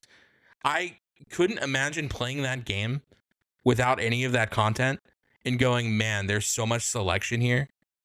Because you know what the issue was? So sad. You know what the issue was? They put out Jurassic World 1 and they went, oopsie, we gave you more content. My bad. Let's put out 2 and lock all that behind a paywall so we can make more money off this. We accidentally priced ourselves out of more money. That's so sad. So that's why this series is on ignore for me. Game, then. When I saw 3, my eyes rolled and I was like, nope, I'm not falling for that. Because I was excited for 2. I thought it was just kind of in there. I was excited for 2 because what 2 had, I believe, was like you could build at every park. Like they had almost like every park from all the movies. And I was so fucking hyped for that. I'm not even a Jurassic guy, but like a theme park where I have dinosaurs, bro, kind of tight. However, they were like, hey, by the way, all this DLC stuff, I was like, ignore on Steam. Bye. Never want to see you again. Lamau. Oh, that's really sad. Yeah, fuck that. That's kind of a tilter. And then Mina the Hollower was really catching my attention. The little Game Boy Color mouse game looks a lot like Zelda Link's Awakening for GBC. Mina the Hollower. Okay, I remember this game. Sure. That was actually that shit's on my radar. A game I specifically said like SK will like this game. I was like, this is very SK coded. It looks so much like Link's Awakening. It looks so much like Oracle of Seasons Ages. It looks so fucking good. I'm really, really excited for that one. And if I remember correctly, the sound design is really nice too. The sound design seemed incredible in the trailer. From the stream. Yeah. And also, it's by the same team that did Shovel Knight, which was very good. Sure. Shovel Knight was a poppin' game, so that's really exciting. And then Toa and the Guardians of the Sacred Tree looks really good. I don't know if you saw that one or not. Toa and the Guardians of the Sacred Tree. Yes, this is like the anime beat 'em up game. Yeah, but it's like a roguelite. It's like it's got like a top down camera. It's got the same camera as Hades. Yeah, it's like the Hades game that we saw. Yeah. Looks good. And the fact that it's like a action roguelike is very fun. I like the idea of this. So I think this is gonna be some kind of like goofy like Japanese like anime Hades question mark. I'm hoping, because Hades was fun as fuck. I didn't play it a whole lot, but like Hades was a fun game. So if it's even like remotely in that ballpark, I'm so in on that, you know? Yeah, no, especially because there's like duo combat in that too. So it's like a tag team fighter in like a roguelike form. That sounds tight. And then the fact the abilities are glyphed out kind of like an old game. Man, I'm kind of forgetting it now. But back in the day, a bunch of Blizzard devs left and made their own MMO. I'm trying to remember what it was called, but they had a system that looked really good where like attacks were very clearly glyphed on the ground in a certain way, in a boxy way, and this is kind of doing the same thing. And I love that so much. I love when you tell me where things are going to happen so I know how to respond. Yeah, the little MMO danger zones, like, hey, like incoming attack on the... Yeah, it is very, very cool looking. Yeah. No, just the style is really Scott nice. Pilgrim EX, that shit is on my radar for fucking sure. I played so much of the first Scott Pilgrim game on Xbox 360 Arcade. Sure. The Xbox Live Arcade. Bro, I must have put like 700, 800 hours into that shit for real. Yeah. I like that game a lot. Yeah, this is one of the ones where, again, I was like, looks like a really solid game. Like, it's going to be a fun game. It's just not going to be a game that I'm interested in. But I also said, like, this is probably one I'll watch someone play. Because it's very much that, like, I'm notoriously not a side scroller guy. Especially not really like a pixel art sprite guy either. So this kind of has a nice visual appeal to it. But it probably just wouldn't be my cup of tea, you know? Yeah, I saw that come up and I was like, yo, finally a fucking video game. Let's go. I was so hyped. Yeah, again, I'm not even like a huge beat 'em up guy, but like Scott Pilgrim 360 was so fucking tight. So Scott Pilgrim EX, like it's gonna be basically the same thing but better. Yeah. And that's really exciting. Mecha Break looked really tight, like the kind of like a Armored Core but not Armored Core, like Gundam but not Gundam type shit. Although I found out that's a free-to-play game, which concerns me. Which one's it called? Mecha Break? MECHA Break? Yeah, I'm a little concerned about that. Yeah, I saw it, and the mech, some of them looked appealing, but it reminded me of those like old school Gundam games, but like the bad ones. And I kind of, I was kind of like, ugh, maybe not for me. Well, like Dynasty Warriors Gundam? Yeah, because I was excited when I saw this, and I was like, oh man, this might be really good. And then I saw more of it, and I'm like, I don't know. It's not really my vibe. You know what? I am more of the slower moving, but the mech can move type things, not like the fast, their feet never hit the ground kind of movement. I like when the mech actually moves like a mech and feels like you're fighting in a mech, and that just doesn't really do it for me. Well, here's my thing. That thing that you're looking at there, the Mecha Break. Yeah. I didn't know what kind of game it was. I saw mechs and I was like, okay, cool, I'm kind of in. Then I saw it was free to play and I was a little concerned. Yeah, it's a 3v3 battler. 3v3 deathmatch, 6v6 hero shooter, and PvPvE extraction shooter. Yeah. There you go. Little less excited. A lot less excited. Actually, probably going on the ignore list if you can imagine. It's like fucking Tarkov. Yeah. And I famously did not get I don't get Tarkov. It seems like there's no, like, you show up and try to collect stuff and just pray to God no one player kills you, and then you like leave and keep your stuff, but then you don't keep the stuff for anything. It's just to have Yeah, it you do. There's for like the next time you go out to collect more there's stuff. like a player economy, and you do collect it like to do higher level bounties or whatever they are.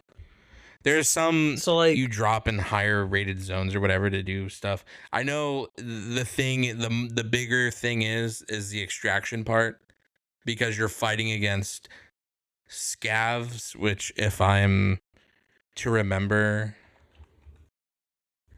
is I think an NPC. What? There's two different kinds of enemies in Tarkov. There's the NPC players and a scav, which is I believe, player character.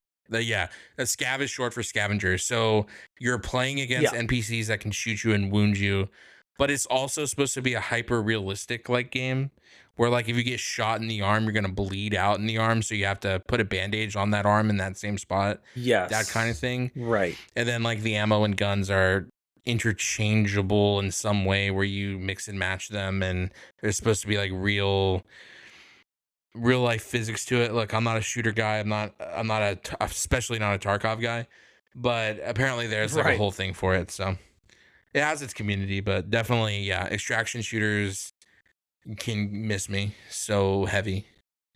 Not even funny. Well, I'll tell you what, if you go to that Mecha Break page on Steam, I was on it, and you scroll down in the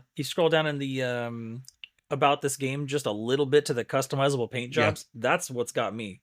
Yeah, the Evangelion paint job they showed. Obviously, everyone has to have like a purple and green mech for sure, but well, just there's so much detail given to what you're allowed to color, like which parts you're coloring, and like that's neat, I guess, but it's not neat enough for me to download the game. Customizable, probably though. Yeah, so it's a free to play game, so you're probably gonna have to pay for paint jobs. You're gonna have to pay for per lesson paint. Right. There's probably gonna be a paint upgrade. I'm concerned. I imagine. Yeah, I'm concerned about that, and I also am concerned that it's gonna be some kind of a gotcha for parts. Like, oh, there's a banner for the new booster that's out, and the booster makes you really fast. I don't think they showed customization like that. Because if it's a hero shooter, concern me. They probably just released new mechs. So maybe you would pull for like a mech or something, but I would imagine they just let people buy them straight up.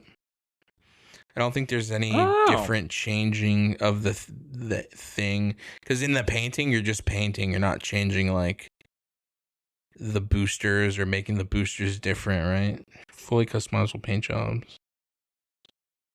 Yeah, I imagine these mechs just have loadouts like a character would in Overwatch, and that's as far as it goes. Doesn't look like this game's... Maybe. I think the deepest thing in this game is the ace pilot's ass they show in the trailer and the paint job customization. Where it's like very obviously meant to be Diva and what's her head from Evangelion. Very obviously Diva from the back, and her ass cheeks are spread the widest they could be spread, and that, yeah. Yeah. Lift and separate, brother. Yeah. So I would imagine there's nothing of value here. I could be wrong. Yeah, I'm concerned about it, but God, I saw the mech customization for paint jobs, and I was like, please. But hey, you know what? Please. Defend the world in crisis, Beau. The world is in crisis. What else am I doing? You know what I mean? What else am I doing in life day to day? True. Although I did see it uses a kernel level anti-cheat called Ace, and that concerns me. That sounds like a scam. Yeah, that concerns me a bit. That sounds like my data will be breached and my passwords will be leaked. And then Ascend to Zero caught my attention. That should look really good. To Zero. Yeah, it's like a pixel art top down roguelike. It's basically Hades again. Oh yeah. I remember Yeah, seeing it's like this Super too. Nintendo ass Hades. Yeah. Not even Super, like PS2, probably like PS2 Hades. But then the characters are kind of like pixely looking. Yeah. But that shit was just so zippy. You know what I mean? Like the trailer for that game, it looks so fast. Yeah, they're voxel. They're like voxel characters. Yeah. They're like Yeah. That's pixel but 3D, no? Yeah, they're like chibi Minecraft characters. Or like chibi Terraria characters, yeah. Yeah, and I saw that and I was like, yo, I like schmovement. I like going quick though. Who are also Japanese. So that's very tight. Also true. Upgrade. And then the last one. Sure. The last one was Anemo, that Pokemon like game that we talked about a bit earlier. Yeah, can you spell that for me again? Animo, Anemo. Thank you. Now, I have some concerns. I have a few concerns about that. I'm gonna be honest. There's some stuff about that where I was like, oh no, this is probably gonna be really bad. But the monsters are cute, so I'm gonna try to keep my open mind about it. It's a South Korean studio called Paw Print. I don't know much about them or what they've done, if they've done anything, actually. But my concern stemmed initially from the fact that the entire video read to me as like AI slop. Like the main character just looked a little too something. I don't know the word for that. And the voice was, we talked about this recently. When like a character's voice, AI has a very particular problem with pitch and tone. And if the AI model you use is not very good, it can make the voice just slightly warbly or a little echoey, perhaps. Has kind of a hum to it, you know what I mean? And the voice had that like kind of AI echo warble hum. I was like, oh, that's not great. And then I saw that it was a free-to-play game, and I was like, oh no, brother. It doesn't say anywhere that it's a gacha, but imagine if you had a gacha for the monsters. They showed it in the world too. It's a like a survival, like a base builder survival, where you can turn into the monsters. I don't think there's any base build. There is base building, I believe. Oh, that's cool. Yeah, they showed her like building something. Or maybe she was in a town where she was helping rebuild the town or something. It looked like it was a base building.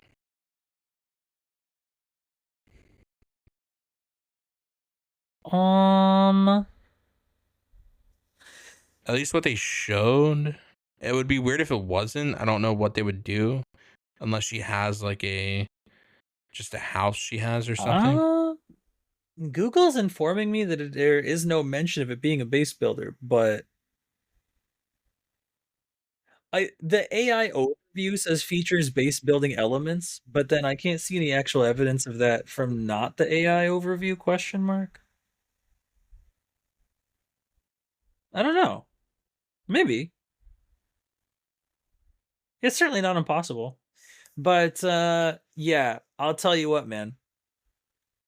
There's so many things that I'm like excited for and I want to be good, but then there's like a huge chance that they're complete dog shit. I guess that's kind of the game you play with new releases in general, but specifically, it's dicey out here, man. What do you think is dog shit about a Nemo? Oh, I thought you were saying more than just a Nemo. Mecha Breakthrough. Oh, well, that's just obviously going to be dog shit. Yeah, yeah, and I guess Jurassic World Evolution 3, which I was so hopeful for, but now that you've mentioned the DLC thing, that's very concerning. I mean, maybe they learned their lesson. That's why they're doing a 3. I just know from 2 that I wouldn't touch it with a 10-foot pole until I see so what their model is. Because if their model is trying to nickel and dime me, like if they're trying to be like the Sims of the but you want Velociraptors? Yeah. $2.99. Yeah, go fuck yourself. Actually, you know what I mean? Yeah. But, at least we get the fallbacks. That Mouse PI for Hire looks really, really solid. Mina looks really solid. Toa looks really solid. Ascend to Zero looks really solid. Well, look, I'll be honest. I I saw this when it was announced live at the Xbox showcase. Yeah. It doesn't look terrible. I do think it has that weird, everything in it has that weird Nikki vibe to it. Everything has that Nikki shine, where like everything in Nikki has that like, I don't know how, a little glossy. That glossy filter thing. It kind of fucking annoys me, but the monsters are really cute looking. The monsters are so fucking cute, aren't they? And I like the whole turning into them mechanic. I think that's kind of neat. And if in any way, they don't even have to do anything at a base. If there is, I think maybe there isn't an actual base building mechanic, but she was building something in a base. So I think it might be like a base upgrade system. I don't care what it is. If there's a base they can run around in, that's tight. They don't even have to do anything. Yeah. But if they just like run around and like be tight and like chill and stuff, that's cool. I like that.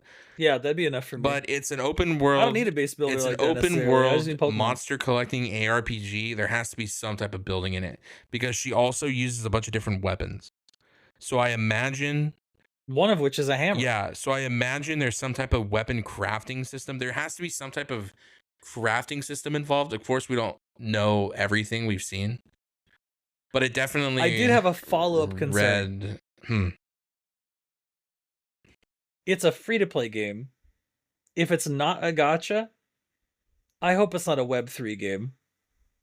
I'm praying it's not a Web3 game. Where, like, you can do missions to try to get, like, NFT hammers and shit for the character. And there's, like, a player marketplace to sell and swap the NFT hammers. Or whatever. But I feel like if it was a Web3 game, they would have led with that information because they tried to make that the selling point, and they didn't bring it up. So I'm just really trying to be hopeful. You know what I mean? I'm trying to cross my little fingies. You don't know what kind of system it has.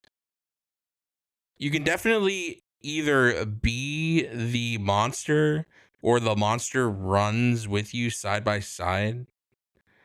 And it is a huge open world. Yeah, because so the monster. Yeah, you turn into the monster. Yeah, the monster runs with you side by side like Pikachu does. Or you can turn into it.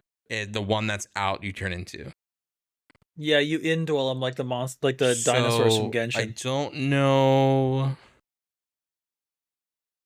Again, but I don't know how you monetize a free-to-play game without being Web3 or gacha.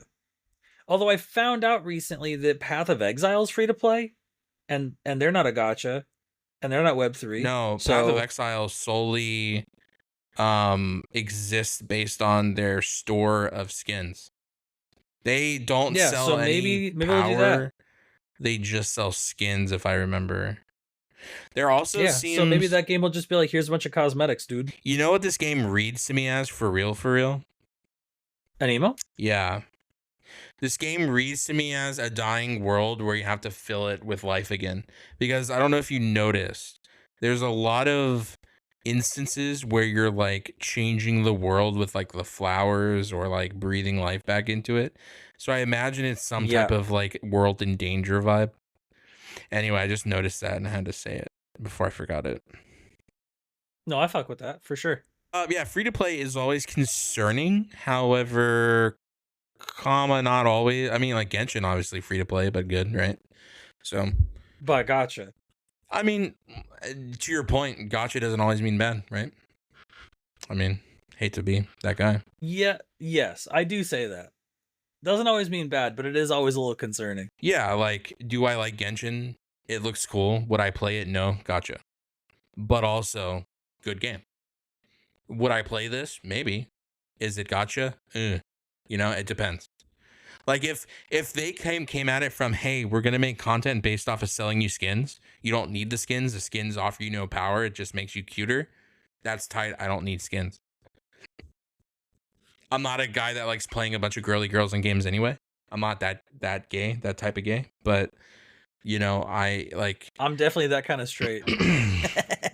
If the game is good and all they're trying to sell me is like a battle pass or something. Because there was a battle pass. I don't know if you caught it. There's a battle pass in that trailer. It might not be. Because Pokemon Sword or Pokemon Scarlet Violet has that same thing in the Pokedex where it's like a little reward tracker filling up the Pokedex. Oh. So I think the thing in the video might have just been like a Pokedex like fill up reward, like a completion reward thing. Yeah. But I did say it could be a battle pass. It could go either way on that one. It looked to me like a Pokedex fill reward system though. Yeah, I mean it's a creature catching game, so I would imagine they're trying to do anything they can to make it available for the most amount of people and still make money. And yeah, so here's the thing too. This is going to be like this is an Xbox game or being it's for Xbox and mobile phones. So if it's on Game Pass, when people play this, they'll make money off Game Pass. So there's also that in the sense of if I made a noise and it scared him, so now he that's very funny. He's going out there. Yeah, but like special guests, audio listeners, special guests. If it's on Game Pass, then they'll just make money from people playing it on Game Pass. And that might be the vibe of like, hey, maybe it's a free to play game, but we'll make the money back on people playing it on Game Pass and wanting it for it. Because if you notice, it's not on Steam. Like I can't find this on Steam unless I'm dumb. No, it's not on Steam. I would imagine it might be like a Game Pass only thing where it's like free Lamau with Game Pass. And then it'll come out later. Yeah, you'll have to play it on the well, again, it's for mobile phones though. Like it's just for Android. Well, for now, but it probably is for Android, but also will have a, you know, like a whatchamacallit for PC too. Well, no, I just mean like, is there like an Xbox Game Pass Xbox app on? Well, they are going phones? Mobile, so there could be in the future, yeah, like a Game Pass where it extends to like a mobile store or whatever, because they're already doing the connections with Steam, so it's only a matter of time. And also too, it's probably will be on all platforms. They can't put it or say it's going to be on Apple or like an iPhone until it's like final build approved. So that's why usually games like this will only say it's on Android. I hope it's on Switch too. Well, you know, because again, my PC can't run that shit. Oh, I'm sure you could just crank this down to like easy mode and play this. This doesn't. I don't meet the minimum required specs. I don't have. Oh, really? Let me go through this thing and see what the minimum are. Yeah, it wants like a 2060 and a Ryzen 7 3800 or something. Are we really in the situation now where like the 10 series is being phased out now, huh? I mean, I guess we are on like the 50 series now, so it does make sense. Feels terrible, man. Well, you know, things have to upgrade eventually. You are just running on old software or old hardware, I mean. Yeah. But not on Switch 2. Please be for Switch 2 game, please. It won't be for Switch 2. But I wish it was. But it's for phones. So it might be on Switch 2 because that's basically a big phone. Could be. I'm going to try to remain hopeful. Well, it was on an Xbox showcase, right? So I imagine it will be for PC and, you know, Xbox at least. And knowing Xbox, they want all their stuff on everything as much as possible. So I could imagine it being on Switch at some point. Nintendo has Halo now, right? Like Halo came out on the Switch or something? Cyberpunk? Cyberpunk did for sure. I don't know about Halo. I thought there was some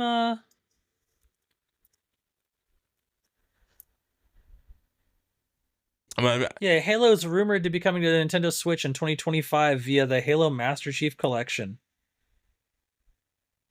Yeah, if we're being honest. Hilarious. I guess it's not out yet. If we're being for real, at the end of the day, too, I don't really keep up with like console comings and goings because I just couldn't be bothered with all that.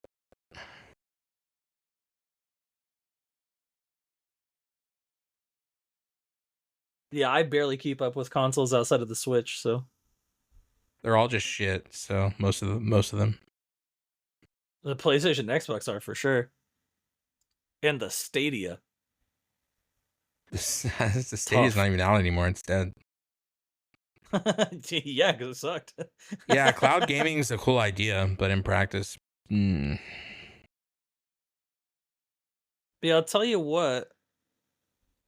I'm seeing about that Anemo game.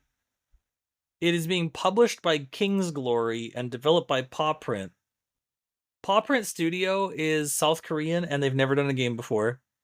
King's Glory is also has never done a game before, but they are a subsidiary of Fun Plus, the Swiss game publisher and developer.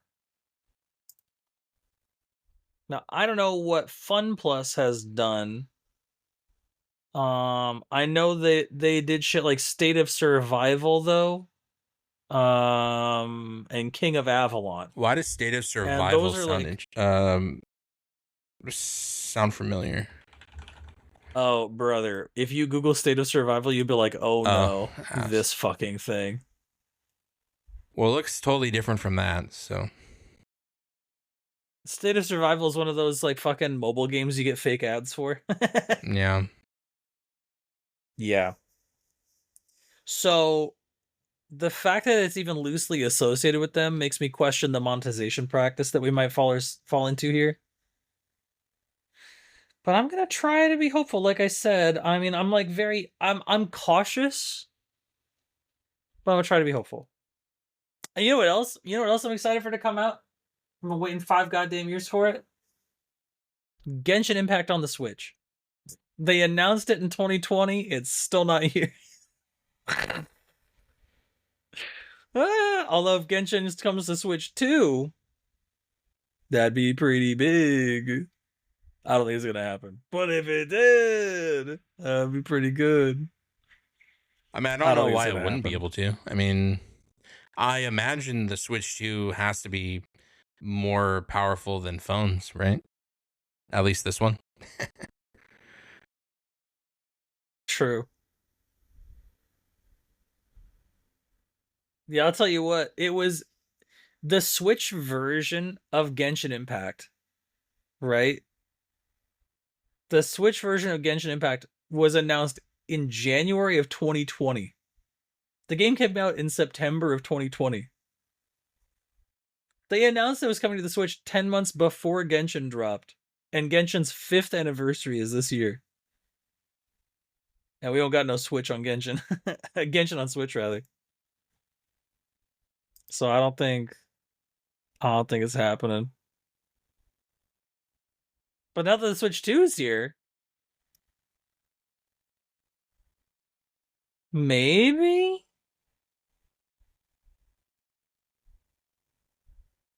It's so Nintendo Virgo. Oh no, please. Please just come out, game. Oh. Although I will tell you what, if I had to play a Nemo through the Xbox app of my PC, that would concern me because I hate that Xbox app has never worked for me. That shit sucks. Brother, I'm so sorry. I am listening, but I just saw this. The system requirements. That is not real system requirements. 32 gigs memory minimum requirement. In no fucking way in the world.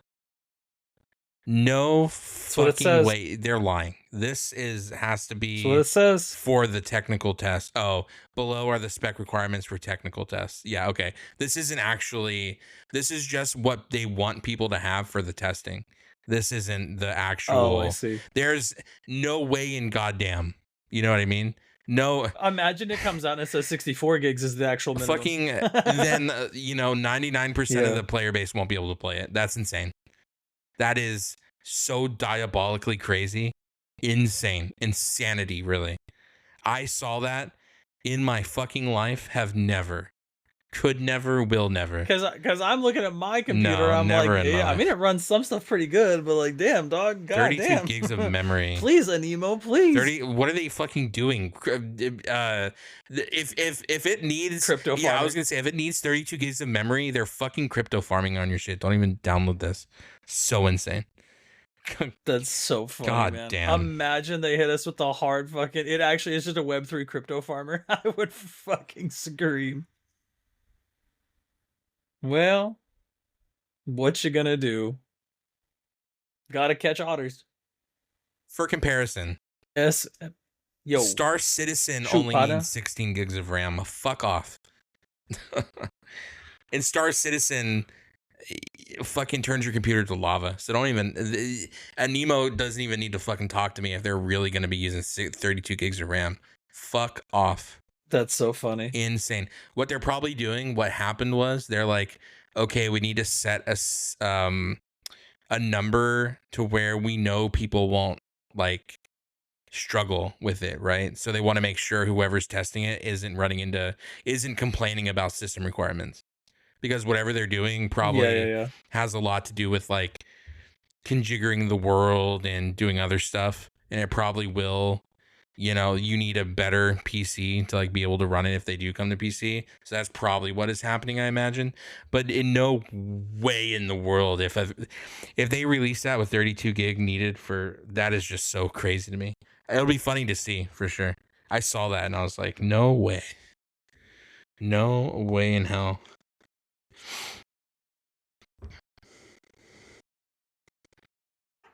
I'm just imagining every time you catch one of those dumb little otters, they get like 1/1,000,000th of a Bitcoin. It like runs while your computer's off too. Some like diabolical shit. Yeah, true. It is online only. You can't play it in offline mode. Which, by the way, hey, real quick, fuck games that can't be played in offline mode, for real. And I kind of get it sometimes, but also fuck that. No, I don't. Like, if it's a gacha game and they don't want you to, like, you know, go offline and just scam a bunch of free pulls and shit, I guess. But, like Infinity Nikki is a truly one-player experience all the way up until patch 1.4 Lamau, but that's a different thing. Hashtag girlcot. But, like, you're telling me I need to be online to roam around Wishfield and pet ponies and shit? Fuck Unfortunately, you. it's everything Nikki's wrapped up in. It's so you're saying like I hate this part of the sandwich, but it's like the bread. Unfortunately, you know what I mean? No, I know. So like when people hear that though, I just wanted to make sure, because like I know we know that, but like when people hear that, they're like, fuck yeah, fuck that shit. But then if you did have an offline mode and they had to strip everything out of it, then you'd be eating a breadless sandwich, and then they would hate that too. Like the normies would be like, oh, that fucking sucks. Yeah. But it's like, well, there you go. Like, fuck, man. Unfortunately, the store aspect of something being in a game dictates it has to be online. But I just want to order my fucking Infinity Nikki double animal style lettuce no bun. You know what I mean? I do think there is something interesting to the fact of like a console game, like something on Switch. Give me something that's like offline, notoriously on Switch. Like if you have Elden Ring on Switch shouldn't make me, and I'm not saying it does or doesn't. I'm just using this as an example of like if it did. If Switch told me, hey, you can't play Elden Ring offline, I'd go, bitch, what? This thing that doesn't have a store, that doesn't have anything to do with anything online, if I don't I don't have an offline mode, that's weird. I'm not saying they do that, but if they did, that would be weird. But if a game has like a store, then it's tough. Then I can be like, well, yeah, again, they don't want you to scam a bunch of like free shit offline with like cheat engine, and I get that. And I understand that. Like they can't allow that, because then there's no like if Genshin did that, then what's the point of them? If Genshin allowed that, I'd have every character in C6 right now, every weapon R5. I wouldn't give a fuck. There would be no reason at that point. There's really no reason to play, because you skip their whole reasoning of having the gacha in the first place. I would yoink every banner, 1,000,000 infinite pulls. Yeah, like in a perfect world, I guess that'd be cool to be able to do, but in a world where thing exists for a reason, just don't play a gacha game. For those people who are like, man, I wish I had that, fuck this shit. It's like, well, then you just wish you weren't playing offline. I'll tell you what, I feel like there's a workaround. Like if you try to log into online mode and then like your currency is diff or your character roster is diff, you just get banned. You know what I mean? Like there's things they could probably do something. Surely they could do something. Well, unfortunately, I think with how these games work, especially something like Genshin, where it's a kind of an MMO, not really MMO light, we'll call it MMO light, gacha light, whatever. That's cute. I like MMO. The data for the world is half on your side and half on their side. It helps with keeping the game low on like size, or else it'd be like, you know, a terabyte worth of size, I'd imagine, if like everything was client side. So there kind of has to be something in client, like offloaded server side. And this is kind of why a lot of games are like this, because a lot of things are loaded to the client from offsite. And that's to make things manageable size wise. And so if you did that, then your complaint would then turn to, man, I really love this game, but I don't have a fucking hard drive big enough for any other game while this is downloaded. Yeah. Although they did just release their own branded hard drive. That's so funny. For just like a brand deal thing, or is this something special? Like, do they give you? I think it's just a hard drive. That's so funny.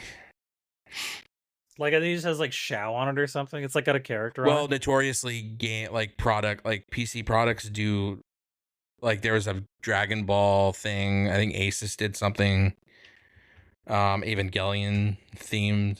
Like, there are a bunch of like themes like that where they might do like a whole, like a brand might do like a whole like product line or whatever. I know Razer. Yeah, literally sending you a link right now. I know Razer did like a Overwatch 2 branded deal thing at one point. It is a limited edition 1 terabyte external solid state drive that has like Sino from Genshin like branded on it. So it's just like a little art piece. Yeah, that's cool. Seagate, really good external hard drives. Though I don't know why they have that plugged to a phone. So you can play Genshin on mobile, dude. But phones don't have. Do Androids allow you to do that? Surely not. To have the game off. Well, to have extra storage, I don't know if I assume. I don't know. You know how marketers do things that are for like the normies that don't understand what's going on? That's a picture where I think that's for the normies, that for people that don't know what's going on, because it doesn't work that way. Like, iPhones don't work that way. You can't just like offload stuff or onload stuff from a different source. It has to be from like the cloud. And I think Android also would have to be like from whatever Android cloud. Like, I don't know if that does that. I mean, it could be wrong. A lot of the ports are also like not, I don't know, maybe. That picture seemed really sus for the normies though. So Google is telling me it is not possible and Genshin cannot be played on an external drive on mobile. Are you Your camera died kidding again, me, bro? What is killing the... My poor boy. I think Discord is doing it. When I click into Discord, it does this. But why? What is happening? Well, I am seeing that you can play it on an SD card on mobile if you format the SD card as internal storage, which is so funny. Because Android phones have an SD card slot. That's different. That's not an external. Yeah. Like, you're not connecting via a FireWire or whatever. Imagine. How old's your phone? New. I'm sure it does. There has to be a slot somewhere on some of the newer. Well, I guess Android doesn't mean there's just one person making phones. I think there is a Android phone that has an SD card slot. I don't know what company it is. Oh, that's probably true. I'm just a little guy. But I don't know why my camera's doing this. Yeah, your camera is crazy. This better not be a fucking normalized thing that's going to be happening here. Imagine. Yeah, I saw that, and now the fucking stream together thing's fucked. What is happening, bro? Wait, stream together? Yeah, like my thing goes just... Oh, I see you left the stream together. Yeah, I didn't leave the stream together, if you could imagine. Like, I didn't leave it. It made me leave. And now I'm back. You are back. You are back. Your camera's back. Shared chat's back. Incredible. I don't know what is going on. Well, anyway, we're back. Lamau. Welcome back. Yeah, so when I saw that picture, I was like, that doesn't happen. Seagate is lying. Yeah, I don't know what that would be for, other than to trick normies based on what you just said. That is to trick normies. There's no way around that, unfortunately. And that's, like, again, not a bad thing. I'm not talking shit on the normies. It's pretty funny. It's a funny picture to put there. It's pretty funny. It's a funny, obviously photoshopped picture of a phone connecting to it, but it's not really connecting to it. But I was always told that if you put a game on an external drive, it like loads like shit, though. It does for computers. You don't. Well, no, for computers, right? It like loads bad. Yeah. Because it's so like surely selling this external drive as like a install Genshin Impact on this external drive. Think of it like this. Device is think of it like this. You know how in your computer your hard drive's connected to the computer, like internally, like it's connected, right, through like a SATA cable directly to the motherboard. Yeah. So you see how this is externally? I actually have NVMe too. Connected to the motherboard itself. You see how this is connected via what appears to be USB? Yeah. You see how that's outside the computer and how the data has to transfer through that straw into the computer? Yeah. So it's kind of like that. It's kind of like trying to suck boba with a small, like a tea straw or something. You know what I mean? It's not going to work very well. So it's kind of like that with data. And so the game has to process data really fast. And they're trying to sell you on the fact it's a Genshin Impact thing. So they put a computer there because they're like, the normies will think it's like for Genshin. Like some kid's mom's going to buy this for him and go, look, son, you can put your Genshin on this. And then if the son's dumb, he's going to be like, oh, that's so cool. Or some 50-year-old in their basement, I don't know, whatever, whoever's buying this will be like, oh, that's so cool, I can put this on my, like, no, you don't want to put games on external hard drives to store them. Sure, maybe if you want to save like bandwidth, I guess, if you live in a country like Matt where like you have to pay $20 for like 50 gigs or something, that might be a solution for you to like keep the game. So do you have to like re-downloading it? Yeah, but that would be a vault type vibe. Yeah. That wouldn't be like you playing it off of it. You know what I mean? You're transferring it. But it says lightning fast speeds for professional gameplay. Yeah. Are you implying it doesn't have lightning fast speeds for professional gameplay? Hey, you know, maybe it does. The world may never know. But I know if you plug that ultra fast transfer speeds for pro level gaming. I know if you connect that to your USB hub, you're fucked. That's all I'm saying, bro. Why? It's not going to be fast. It's not going to be good. It's going to take forever to load. Especially you're playing Genshin, which has a lot of like MMOs have a lot of like data they're sending back and forth to each other via the disk and the CPU and stuff. You're going to be so fucking hard locked on this shit. And look, I haven't played it. Bro, but I haven't used it. But it's got an electro character on it. He's got to be fast. He's a fast guy. It's a fast. He's probably great. Fast. Hey, you can put a really nice Plex server on that. No, but he's so fast though. Ah! He's so fast though. Ah! And 1 terabyte is like 1 Call of Duty game. So good luck, you know?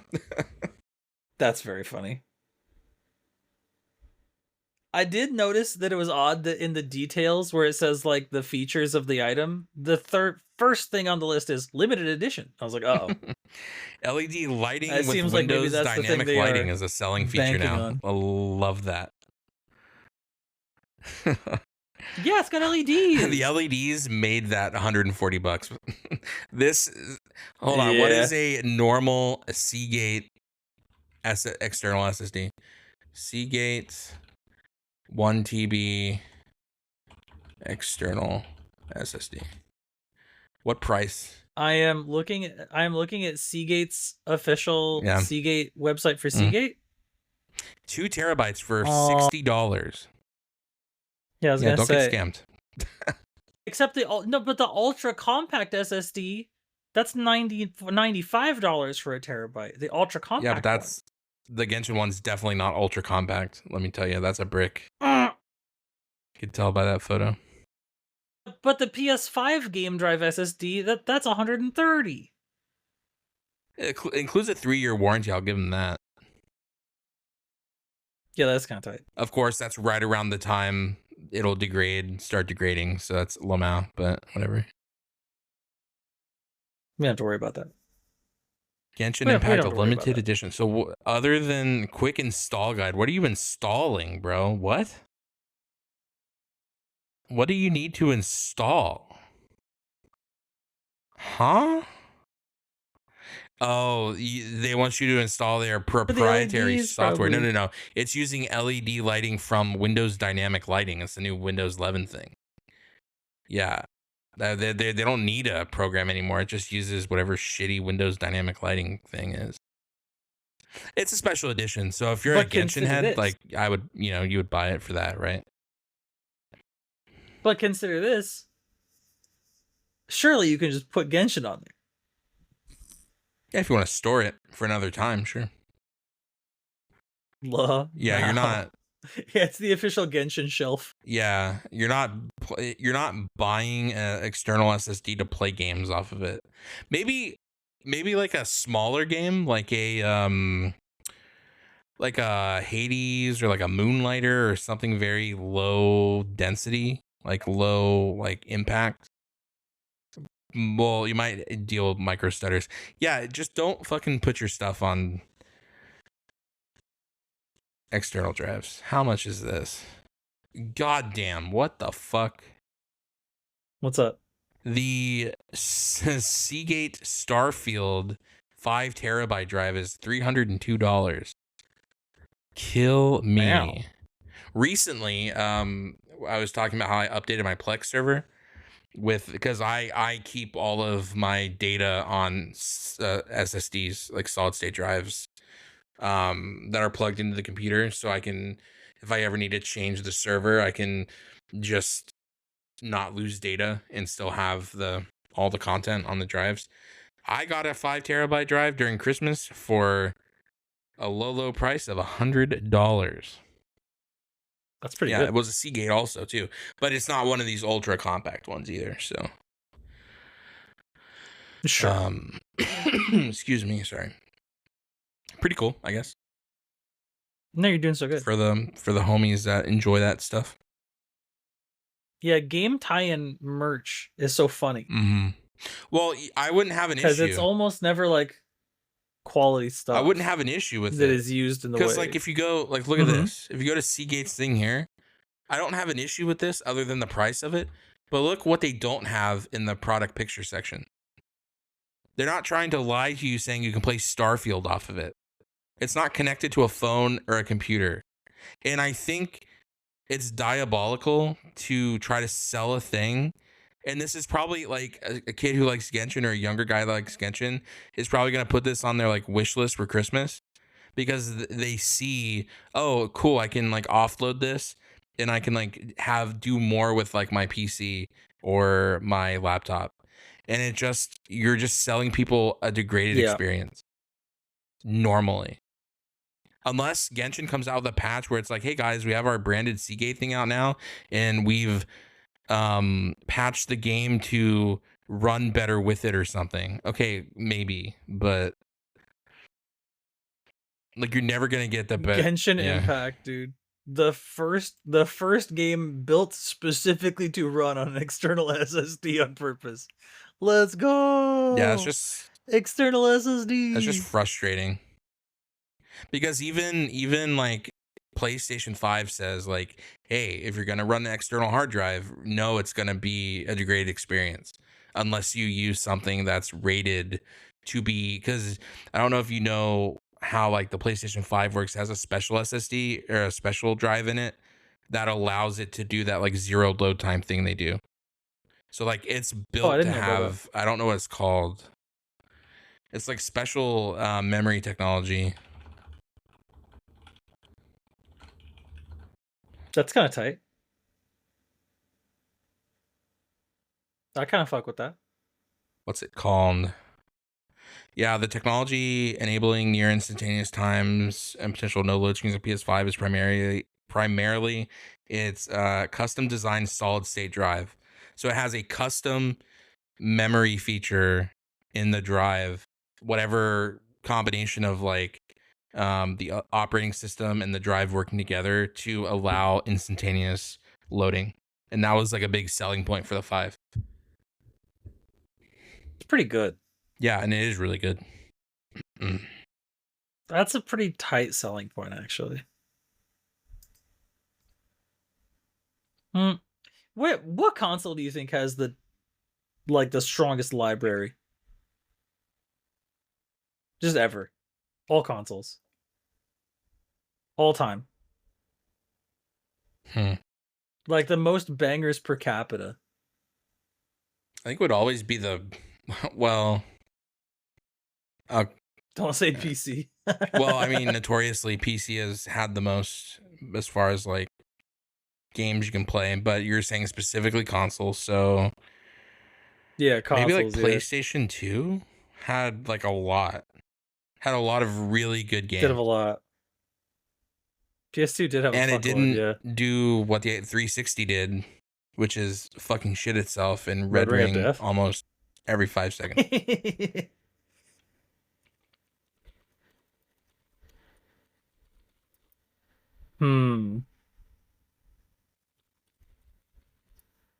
What would you say is, what do you think is the best selling game on PS2? Number 1, if you had a shot in the dark it. I couldn't even tell you. I couldn't even fathom. I'm looking at the top 5 and it's blowing my mind. A Spider-Man game has to be on there? Nope. Grand Theft Auto game. Not in the top 5. Yeah. San Andreas. Yeah. That's number 2. It's number 1. I could see it. Because it notoriously has always been a PlayStation exclusive title until recently, where it's, you know, been on PC and stuff. It's notoriously been a PlayStation first. The top 10 is insane. What's number 2 then? Interesting. Like a Splinter Cell game, maybe? Assassin's Creed? Nope. Yeah, don't tell me. Rip them. I want you to know Spider-Man, by the way, is number 37. Okay, I'm going back in the deep archives here. Final San Andreas is number 1. No, sir. Okay, we're talking about the top 5 in a PlayStation 2. Top 5 best-selling PlayStation 2 games of all time. And I'll even do you a solid. Final Fantasy X is number 6 and is 3.2 million copies short of being in the top 5. Okay, well, there's a sports game there somewhere, I imagine. Madden? No, certainly not Madden. FIFA? No. God, wait a minute. What the fuck? Dog. Hold on. PlayStation 2. Yeah. PlayStation 2. The best-selling PlayStation 2 games ever. Yeah. Right now, what you're having happen is you're going through what I went through when I saw this list. Because I notoriously am a guy who's probably not playing. I'm probably playing off picks, right? Like, maybe I'll pick up like a GTA, but like I'm playing like the Dot Hacks of the world. I'm playing the Ratchet and Clanks. Sure. Well, okay, hold on. Ratchet and Clank was a launch title, so maybe one of the Ratchet and Clank games. The first Ratchet and Clank is at 22. That was a launch title, by the way. Warhawk, because that was also another launch title. And I think it came with like a lot of the consoles too. Warhawks, War Thunder. I think it was called Warhawks. Literally not even in the top 100. Oh, what then? I don't know. I am confused. Top 164. I'm confused. Warhawk is on it. Buckle up. Number 1. GTA San Andreas. That makes sense. Number 2. Gran Turismo 3 A-Spec. Okay, sure. Okay. Well, that reaction you just had, there's more of that. Buckle up. Number 3, GTA Vice City. Oh, well, okay. That makes 2 GTAs in the top 5 is insane, but okay, sure. Number 4, Gran Turismo 4. I want to be really clear. The top 4 is GTA, Gran Turismo, GTA, Gran Turismo again. That's insane. Guess what number 5 is? Grand Theft Auto 3, baby. The top 5 best-selling games on the PlayStation 2 are GTA, Gran Turismo, GTA, Gran Turismo, GTA again, baby, alternating down the ladder. That's crazy. Brother, no wonder Rockstar has fuck you money, dude. For a whole console generation, they had 3 spots in the top 5 is insane. That's crazy. So the top 10 then. I see 2 Final Fantasy games. Yeah, then Final Fantasy 10 and 12 at 6 and 9. Metal Gear Solid? Metal Gear Solid 2 at 7. That is so crazy. Tekken 5 on 8 and Kingdom Hearts on 10. And then Final Fantasy 10-2 is 11, so like 3 in the top 11. Well, and if you even go down to the top 15, another Kingdom Hearts game, God of War is only 14. Madden rounds it off at 15. By the way, look at the number of sales on Madden NFL 2005. Awful. Yeah, well, it's 4.35 million game. Bad. Let's be for real. But I'm saying the 15th best, still awful figures. The number 1 best-selling game on the entire PS2 here, 17.33 million units. Palworld beat that in like the first day. Pokemon Scarlet Violet beat that. You know what I mean? Like, that's not that impressive. 17 million's kind of nothing. That's crazy. I think console in general isn't really that impressive. Well, also too, like PlayStation was notoriously it was not able to be 1999. Like PlayStation 2, I mean, I think you were old enough to remember. I just recently looked this up. You couldn't get a PlayStation 2 for like the first 6 months. Like it was notoriously out of stock literally everywhere. Scalpers going absolutely insane. Yeah, PlayStations were very difficult to find. Same with the original Xbox. Not so much the GameCube, but GameCube wasn't like easy to get, but it wasn't like that. They made a lot of them. They sold a lot of GameCubes. You know what I mean? They're like really stocked shelves on that shit. But I just can't believe GTA, Gran Turismo, GTA, Gran Turismo, GTA. That's so crazy. That's so fucking crazy to me. That just blows my mind. Because for me, every time I ever went to like a store, like a game store or like a Blockbuster, I'd see Gran Turismo on the shelf and be like, okay, who gives a shit? Apparently most PlayStation owners give a shit. What are you saying, sir? It's just crazy. I was saying, like, when I was like going, if I was going to a store with an electronics department or like a game store or like fucking, Game Exchange or whatever, if I was going to like a Hollywood Video or a Blockbuster Video, I'd see Gran Turismo like on the shelf and kind of be like, who gives a fuck? Bad, stupid. Apparently most people though, most individuals care deeply about that if they're on the PlayStation 2. I would not have it didn't cross my mind. I didn't assume. Also, Tekken 5 being the only fighting game in the top 10. Wow, good for you, Tekken. Didn't realize it was like that. Yeah, I kind of wish there was a website that took better care of like historical figures. Not that I don't trust Wikipedia and whoever upkeeps that. Seems like those numbers seem oddly low from how well the PlayStation sold itself. Well, I'll tell you what, dog. Just sending you another link for the sake of this conversation. Yeah. Look at the game. Actually, before you click that link, don't click that yet. What do you think the top 5 are on the GameCube? Oh, I wouldn't know. Probably Pikmin somewhere, Animal Crossing, some Pokemon game. That's just me being an asshole, though. I don't really know. Literally all 3, not top 5. Probably like crazy. I know everyone loved the Luigi's Mansion 1, so maybe that's somewhere. Yeah, that's number 5. Oh fuck. Okay. So if the other games I was just rattling off to be an asshole, Animal Crossing's number 7. The highest Pokemon on the GameCube is 2.41 million at 9. All right, well, if I know Nintendo fans, Pikmin 16. Smash Brothers has to be probably like the best-selling game of all time on that console, right? That's just me kind of. It is. Smash Bros. Melee is number 1. And that probably had, what, like 20 million copies sold? Like 7 million. That doesn't seem right.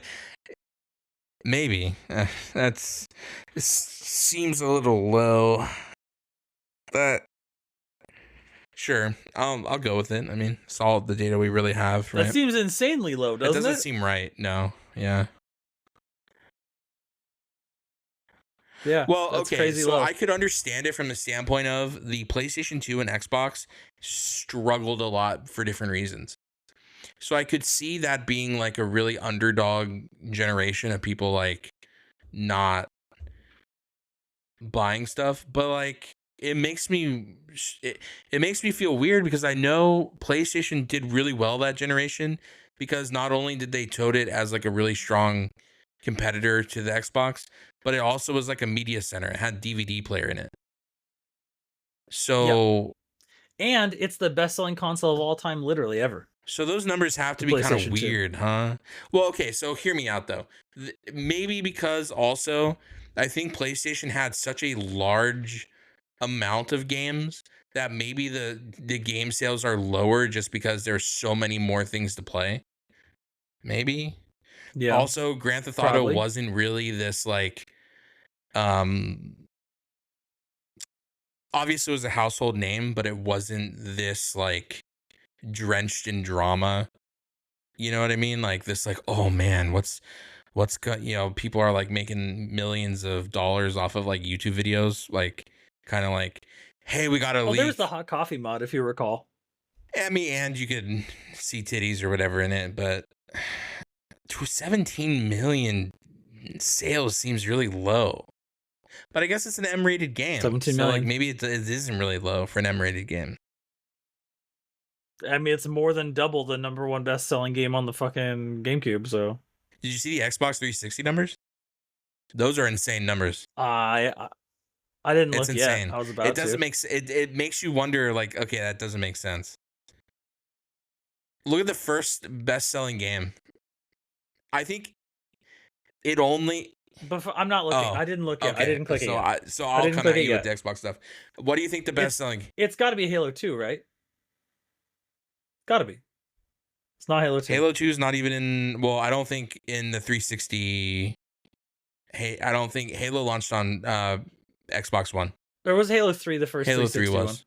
One. That's not even in the top 5. It's a Halo 3 then, I guess. But wow, it is 6, crazy. But it's not 5.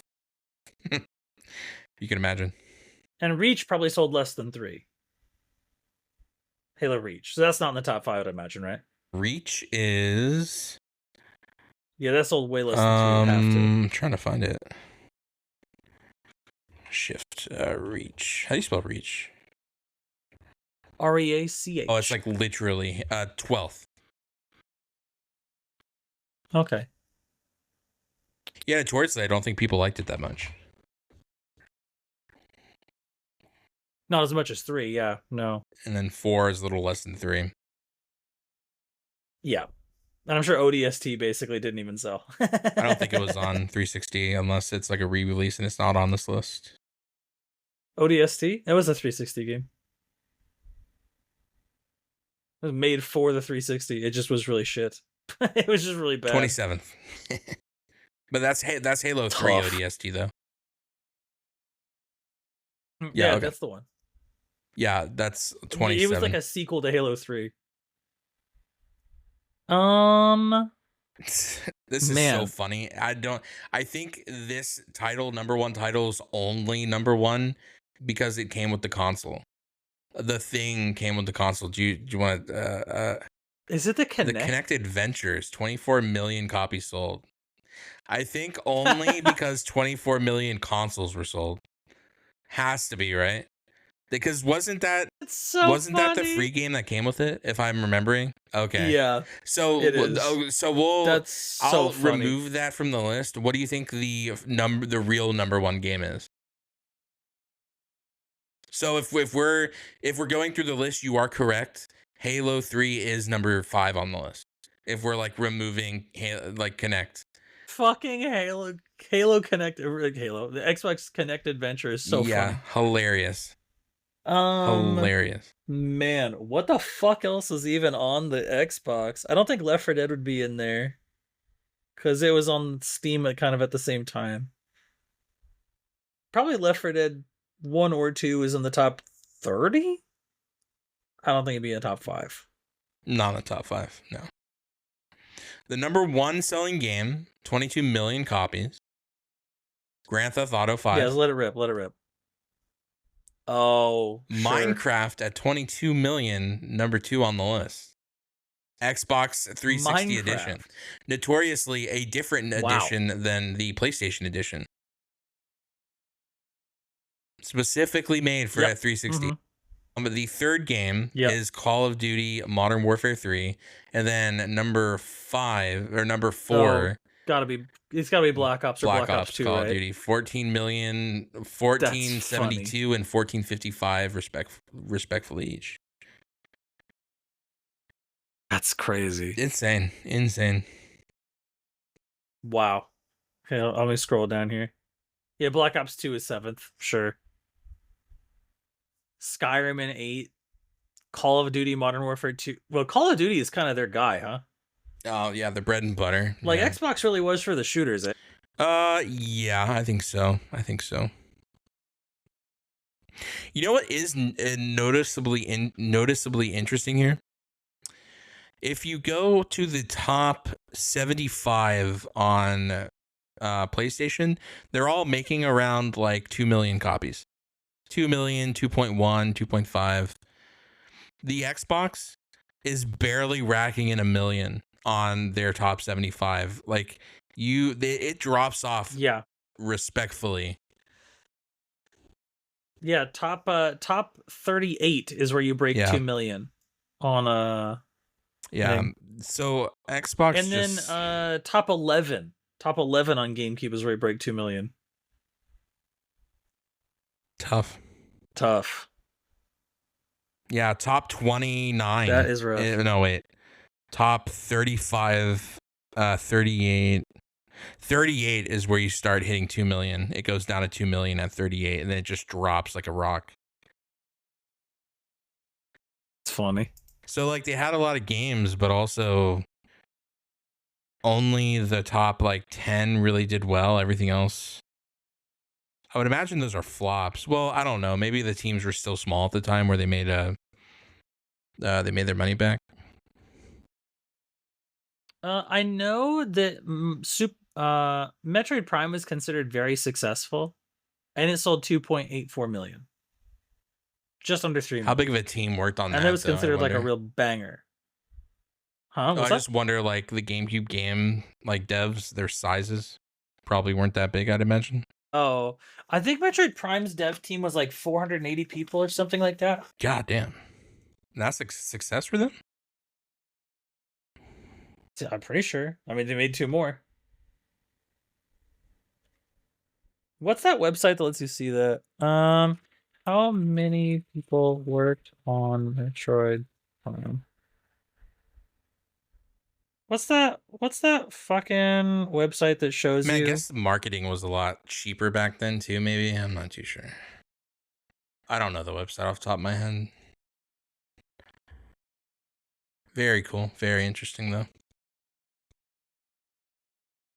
Insane, actually. Yeah, you know, I wouldn't have expected those to be so low on the PlayStation 2 side. Yeah, I do see. Fun fact, more people worked on Prime Remastered, over 400, than Tears of the Kingdom, 300. That's hilarious. Sounds like money laundering. Any team over like the size of like 400 people, if it's not like a huge MMO style game, is insane. Like the fact like 2,000 or 4,000, like 2,000 or 3,000 people worked on AC Shadows is kind of insane to me. I kind of understand it, but kind of don't.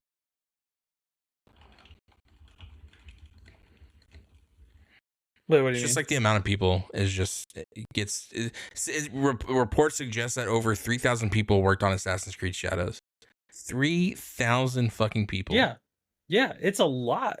And it'll make billions of dollars. Like but Pokemon Scarlet Violet had 1,840, I think. That's so insane. I just brother, it's a lot of people to pay to work on a game.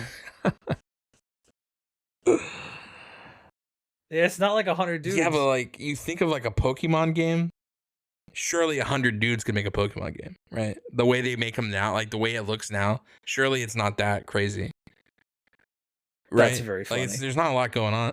That's so funny. Okay, I'm not being an asshole. I'm just like, no, I'm not. I don't think you are being an asshole. I just think it's funny. Like you're not wrong. It's so funny though. It's like, what are you guys doing? Oh, okay. So at the Summer Game Fest, Game Freak announced their new game that's not Pokemon, which they've done multiple ones that aren't Pokemon before. And I didn't hear you being excited about it. Yeah, Beast of whatever it is. Yeah, no frame rate game. Was it Beast of Reincarnation? Something along those lines. You're not a fan. Not a fan of the wolf pet, companion pet. Yeah, no, truly, and I mean this so sincerely, could not care less. Just not even remotely on my radar in even the most remote fashion. I love how everyone was like, oh my god, no. What's up? I accidentally muted myself on stream. I wonder if it's been going. Oh no! Stop this! Stop this! Say something. Hi, hello. Am I okay? I don't think I was muted on the Riverside recording. I've been muted this whole time on my stream. How long is this whole time? I don't know. Cord just said it. So who knows how long it has been? That's so funny. Because I've been hearing you, no sweat. Well, so I've been muted on my stream. Like I saw that Connor said Connor muted, and I hit some question marks. So like, huh? Yeah. Because I can hear you. And Riverside because my mixer, I can mix for so I mix for us. We're breaking the fourth wall a little bit here. How all the magic happens. I mix for us and I mix for stream. So there's a stream mix that I muted myself in the stream mix on accident. I probably did it fumbling around buttons trying to figure out why my camera wasn't working earlier.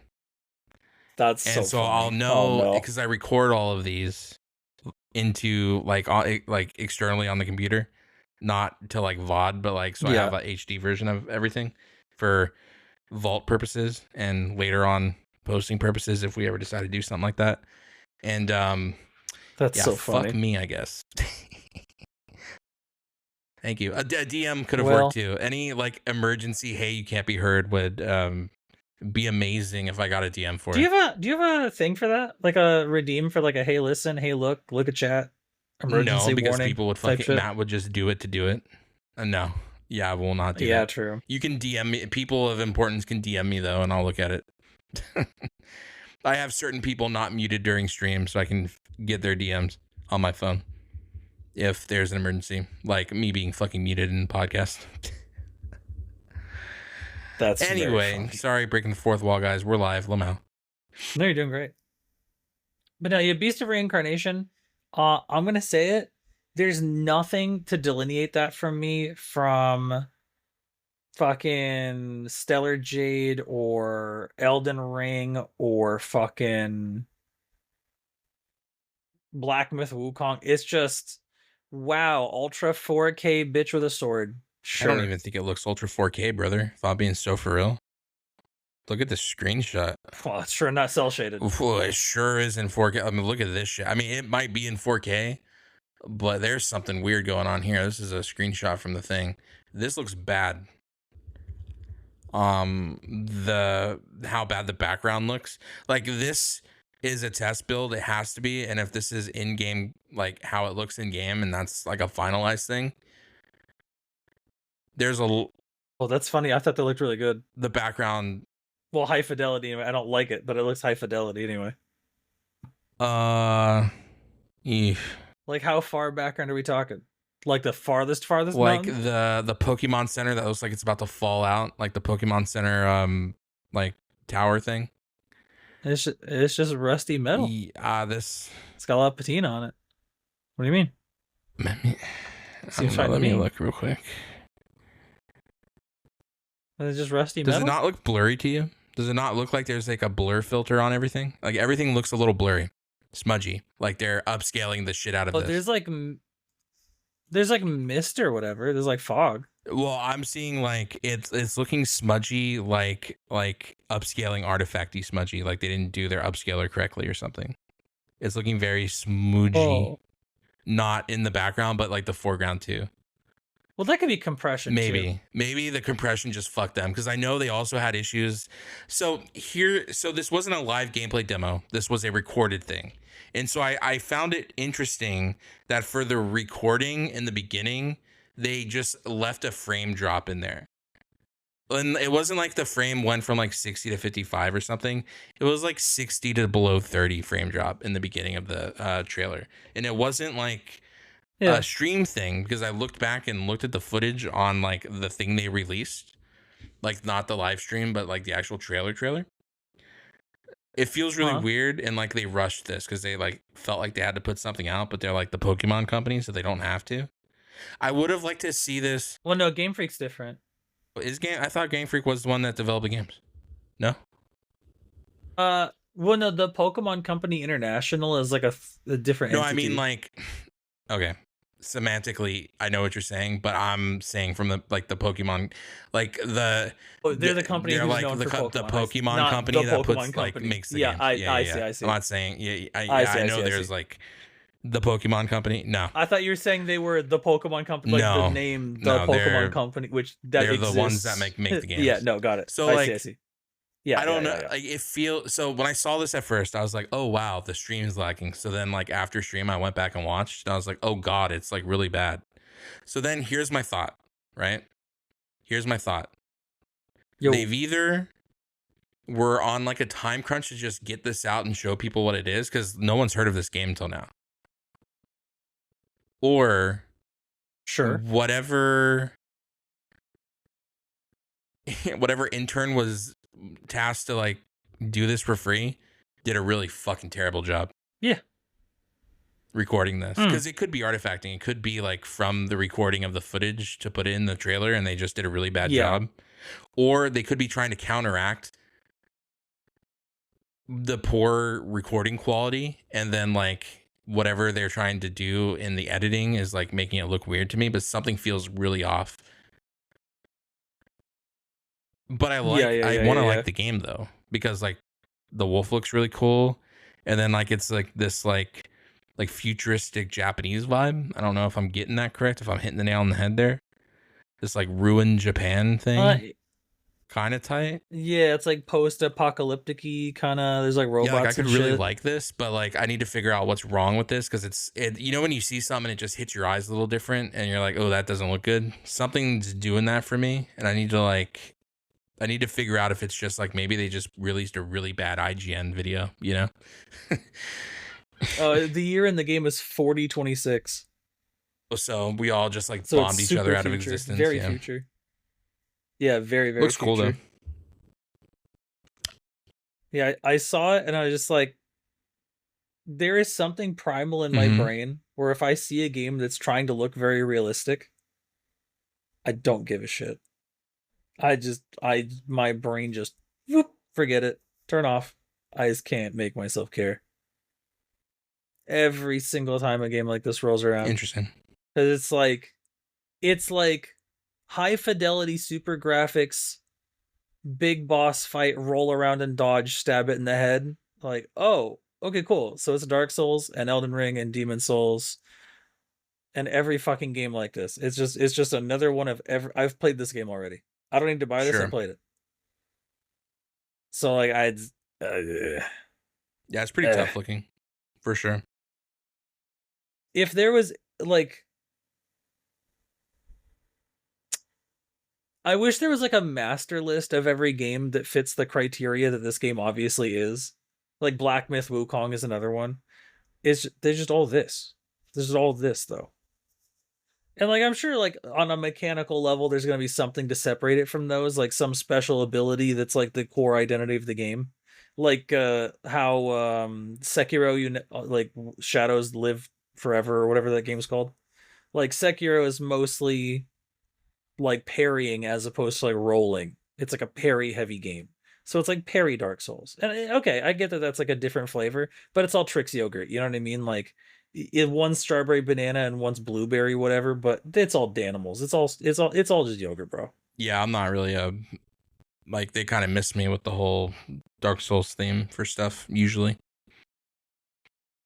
Yeah, I know you're not much of a Souls homie. I don't like the gameplay. I don't even like I don't mind like hyper realistic looking things if they do it good and if it looks good. I just don't. There's just something about this that feels really off to me, and maybe it's just like my brain can't handle how bad the trailer did and like how bad it was shown. But funny. If they came back with like here's a better trailer than Mal, then maybe we can do something. But yeah, I don't think it looks necessarily that great. The robots look kind of tight. The robots do look really tight. Did you see some of the robots they have in it? Yeah, the robots. Yeah, the robots look better than the humans do, and so like maybe I can play a robot at some point. And that'd be tight.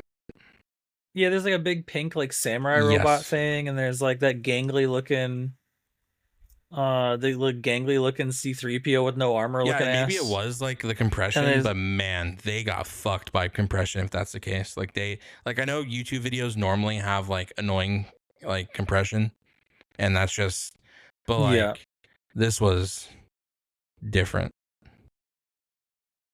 And I want a good looking game. Like I like good looking games.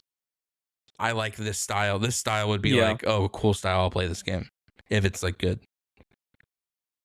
Yeah, because I know that trailer is a 4K trailer, which implies that the footage is 4K. Maybe they're trying to, maybe they're upscaling the game as like 4K upscale and not like native or something. I don't know. Something's weird with the textures. I'll have to kind of show you what I mean. I don't have like the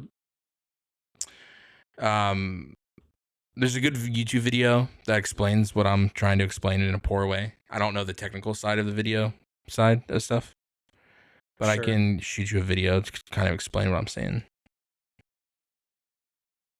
And I'll tell you what too, like I don't have a 4K monitor. I'm a little 1080 guy on two of them and a 1440 on one of them.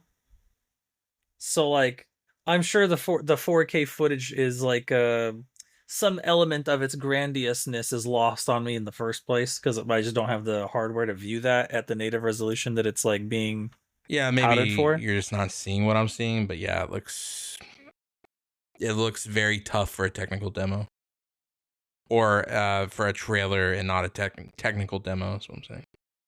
Anyway, yeah, Game Freak. I was really interested to see what your take on it was because I thought, oh, maybe you're a stan. You're a fan and a stan of just Game Freak in general as like a company. You'd be surprised, not so much. I know this isn't their first non-Pokemon product. They've done other stuff. If I'm not mistaken.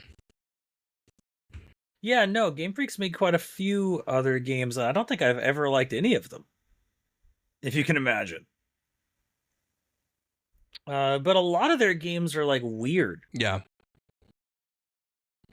Like they did like Pulse Man.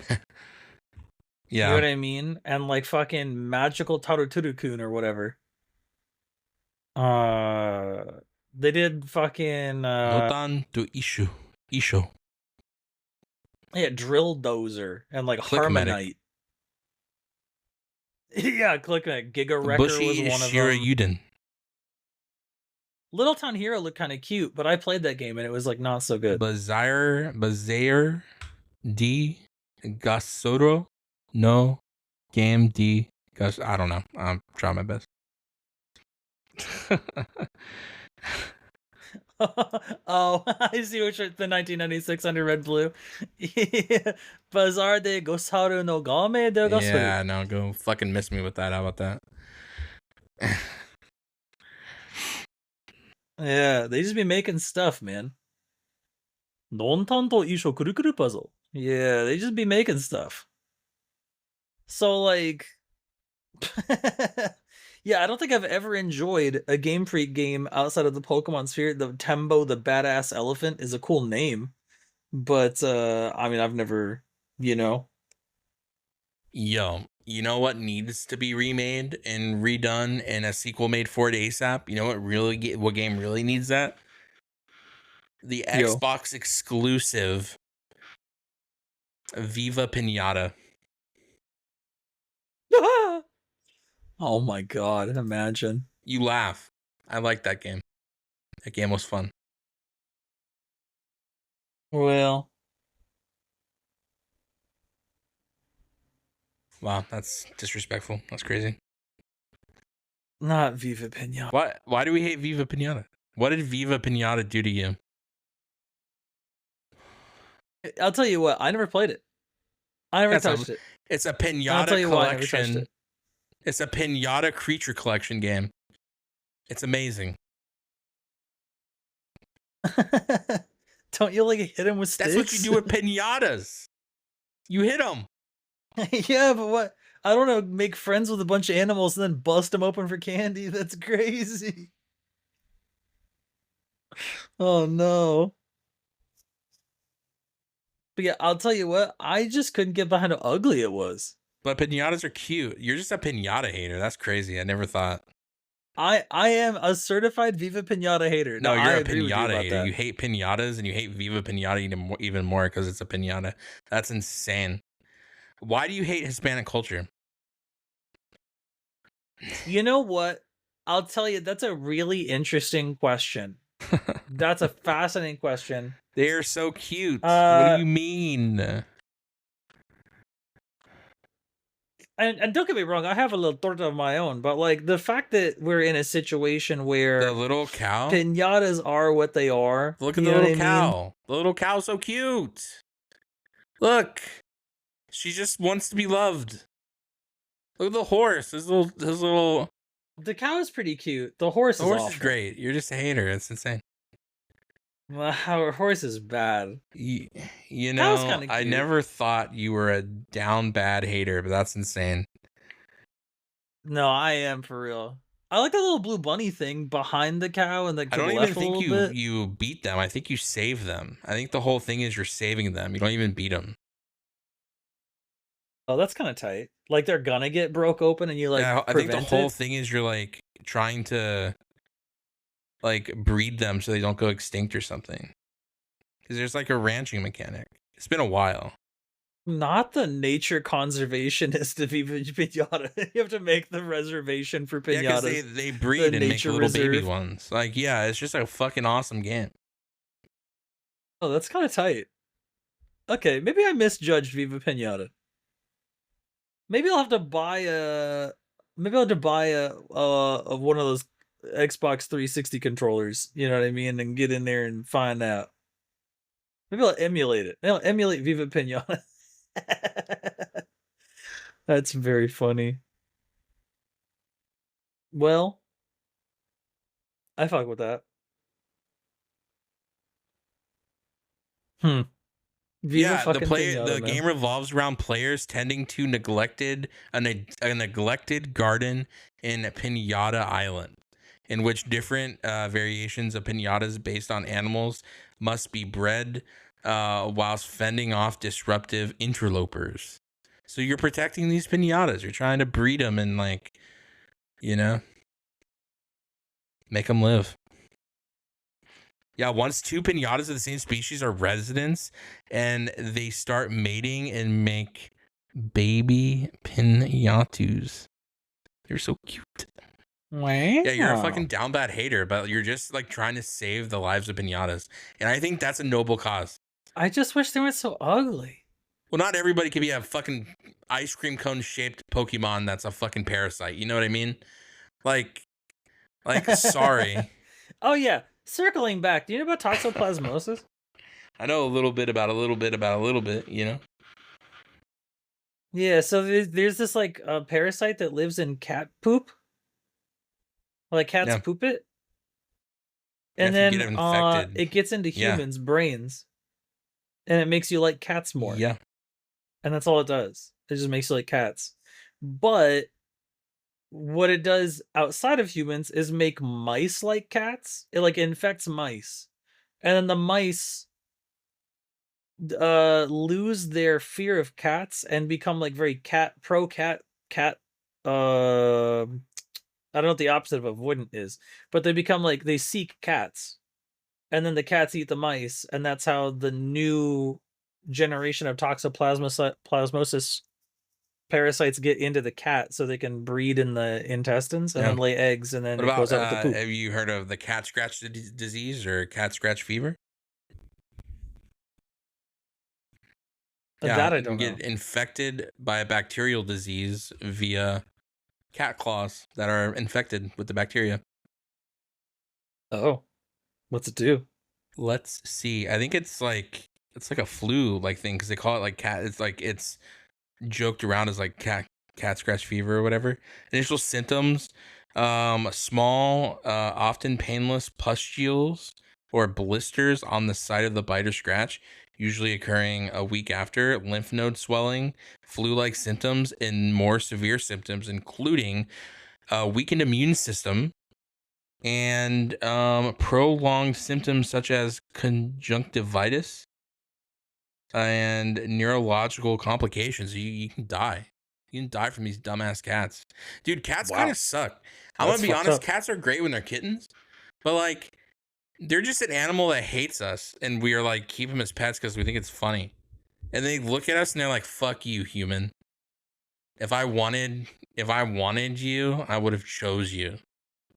And then you have like one. You know, they think you're stupid. Yeah, that's why. Like the second after you die, a cat will eat you because they don't give a fuck about you. A dog will just sit there and like try not to eat you for a while till they get really hungry and they're like, "Fuck, I have to eat this guy." But like a cat's like, "Yo, I'm gonna eat you now. Fuck you. I've been waiting for this." Yeah. The reason they meow at you even is because they assume you're like dumb like a kitten because you don't like meow good. So they're like meowing at you because they're doing baby talk at you like an idiot. Like if they spoke English, it'd be the equivalent. Oh, little human, you don't like it when I push the cup, stupid baby. It'd be like that, but it's a cat, so it's meow. You know? Yeah, cats. Yeah, they're kind of condescending. And cats here's the thing, right? They shit in the house forever. Fuck that, dude. My dog did that. You can just train dogs not to do that. We were like we trained her to do that. Why? A little potty pad baby, because she can't go outside because we have like hawks in the area and stuff. Just get like an actual dog though. You know what I mean? Rest in peace. Like that's funny. Just joking, of course. True. Love all dogs. Shout out. But like, yeah, hawks. Just go. Hey, she would have loved that joke. Yeah, you know what I mean? For sure. I said it in bad taste. I forgot. I'm sorry. Really funny. No. My mom also talks about their dog Freddie, who they have to do they just walk him. They just take him outside on a leash. Like the hawk's not gonna catch him off the leash. You know what I mean? Like the hawk's not gonna pick you up too. You know what ended up happening? Well, that's true. But I was taking her out into the backyard on a leash to, do business. But I had to go out of state for like 2 weeks shortly after I got her for like an unrelated thing. And my mom was like, "I'll take care of her." I'm like, "Are you sure?" She's like, "Yeah, no sweat." I was like, "All right, cool." And while I was gone, she taught her to go inside on the pads, and after that, it was over. Yeah, I can't do that. That's too much. It was curtains. The animals shouldn't I know cats can be outside cats too, but you shouldn't let your pet cat go outside. It's just not good. Oh, well, I agree. Indoor cats only. Yeah, if you of the time, let your cat outside that doesn't know anything about being an outside cat, then you're just saying, "Go die, please." Bye.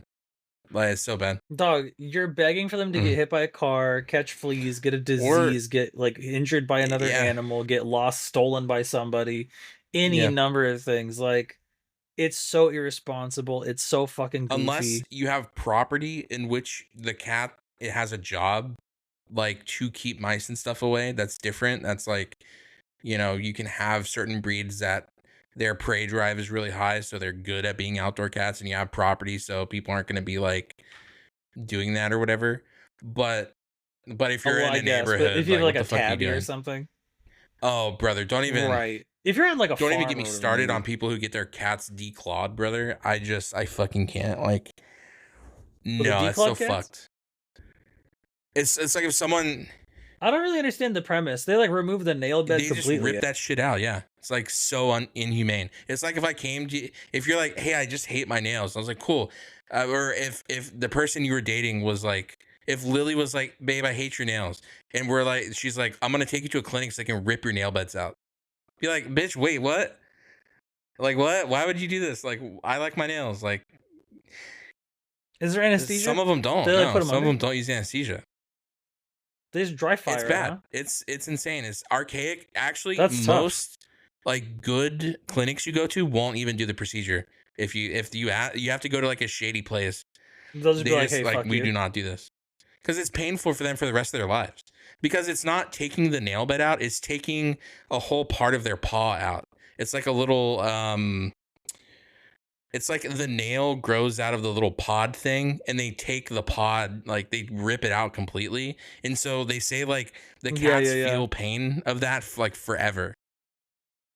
Like it never goes away because because cats and dogs have so many nerves in their paws and stuff. It's different from humans. Like if some nail's fucked up, you can just like get it removed. Yeah, and it's not a big deal. But they have like nerve endings and a bunch of shit in their paws and stuff. I remember knowing someone who was like really happy about that because their furniture wouldn't get fucked up, and I'm like, so you just rendered something to have pain for the rest of its life so your couch could be nice instead of training them not to do it, you dumbass. Just upsets me. And if you can't train them not to do it, maybe you're just not cut out to be a cat owner. Like if you can't train your dog to piss outside and you get mad that it pisses inside, maybe you're just a shitty owner and shouldn't have a dog. Don't know, bro. Yeah, just teach it to go on pads, Lamau. Yeah, really, like that whole thing like fucks me up. And then like dog tail clipping too. A lot of vets just will be like, no, we're not going to do that. Oh, that's fucked up. Or I don't like that shit at all. The breeds that don't, I know certain breeds might need ear trimming or ear clipping or whatever to keep it from like getting infected or something. I know some breeds are kind of like that, but like some vets will be like, we're not doing any, what do they call it?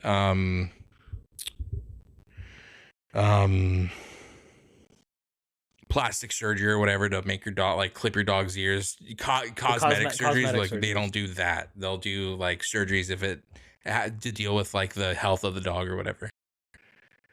But yeah, it's just so fucked. Right, yeah. They're not just gonna like shave down the ears into a shape. I've always like, because I know boxers, I think, are ones where they need to cut the tail because some weird thing with like the breed or something. That's why all the boxers you see have like little stubs, because that's like a thing they have to do, like medically or whatever. But I'm not a vet or whatever, so no fucking way that happened again. The camera thing is tough. I don't know what's happening.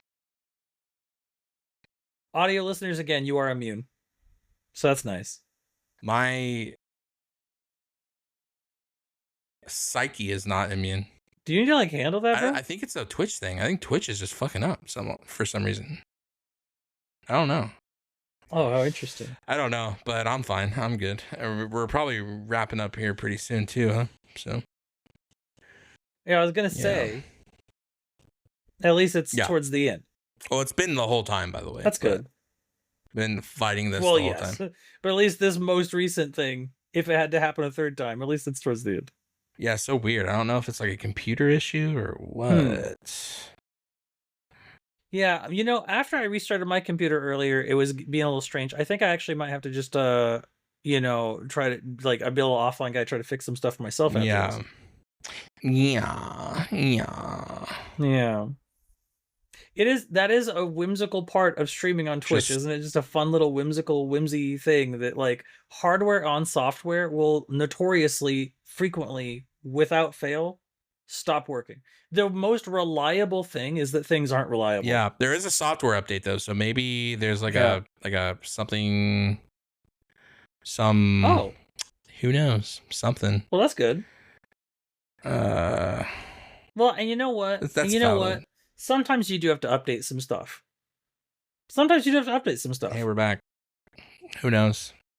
But you know what you can't update? You know what Tell me what we can't update, brother. Oh my god, we still audio listeners, the zoom in. I'll tell you what, we still haven't updated the outro of this at all. We haven't updated how to end. Let me tell you one thing.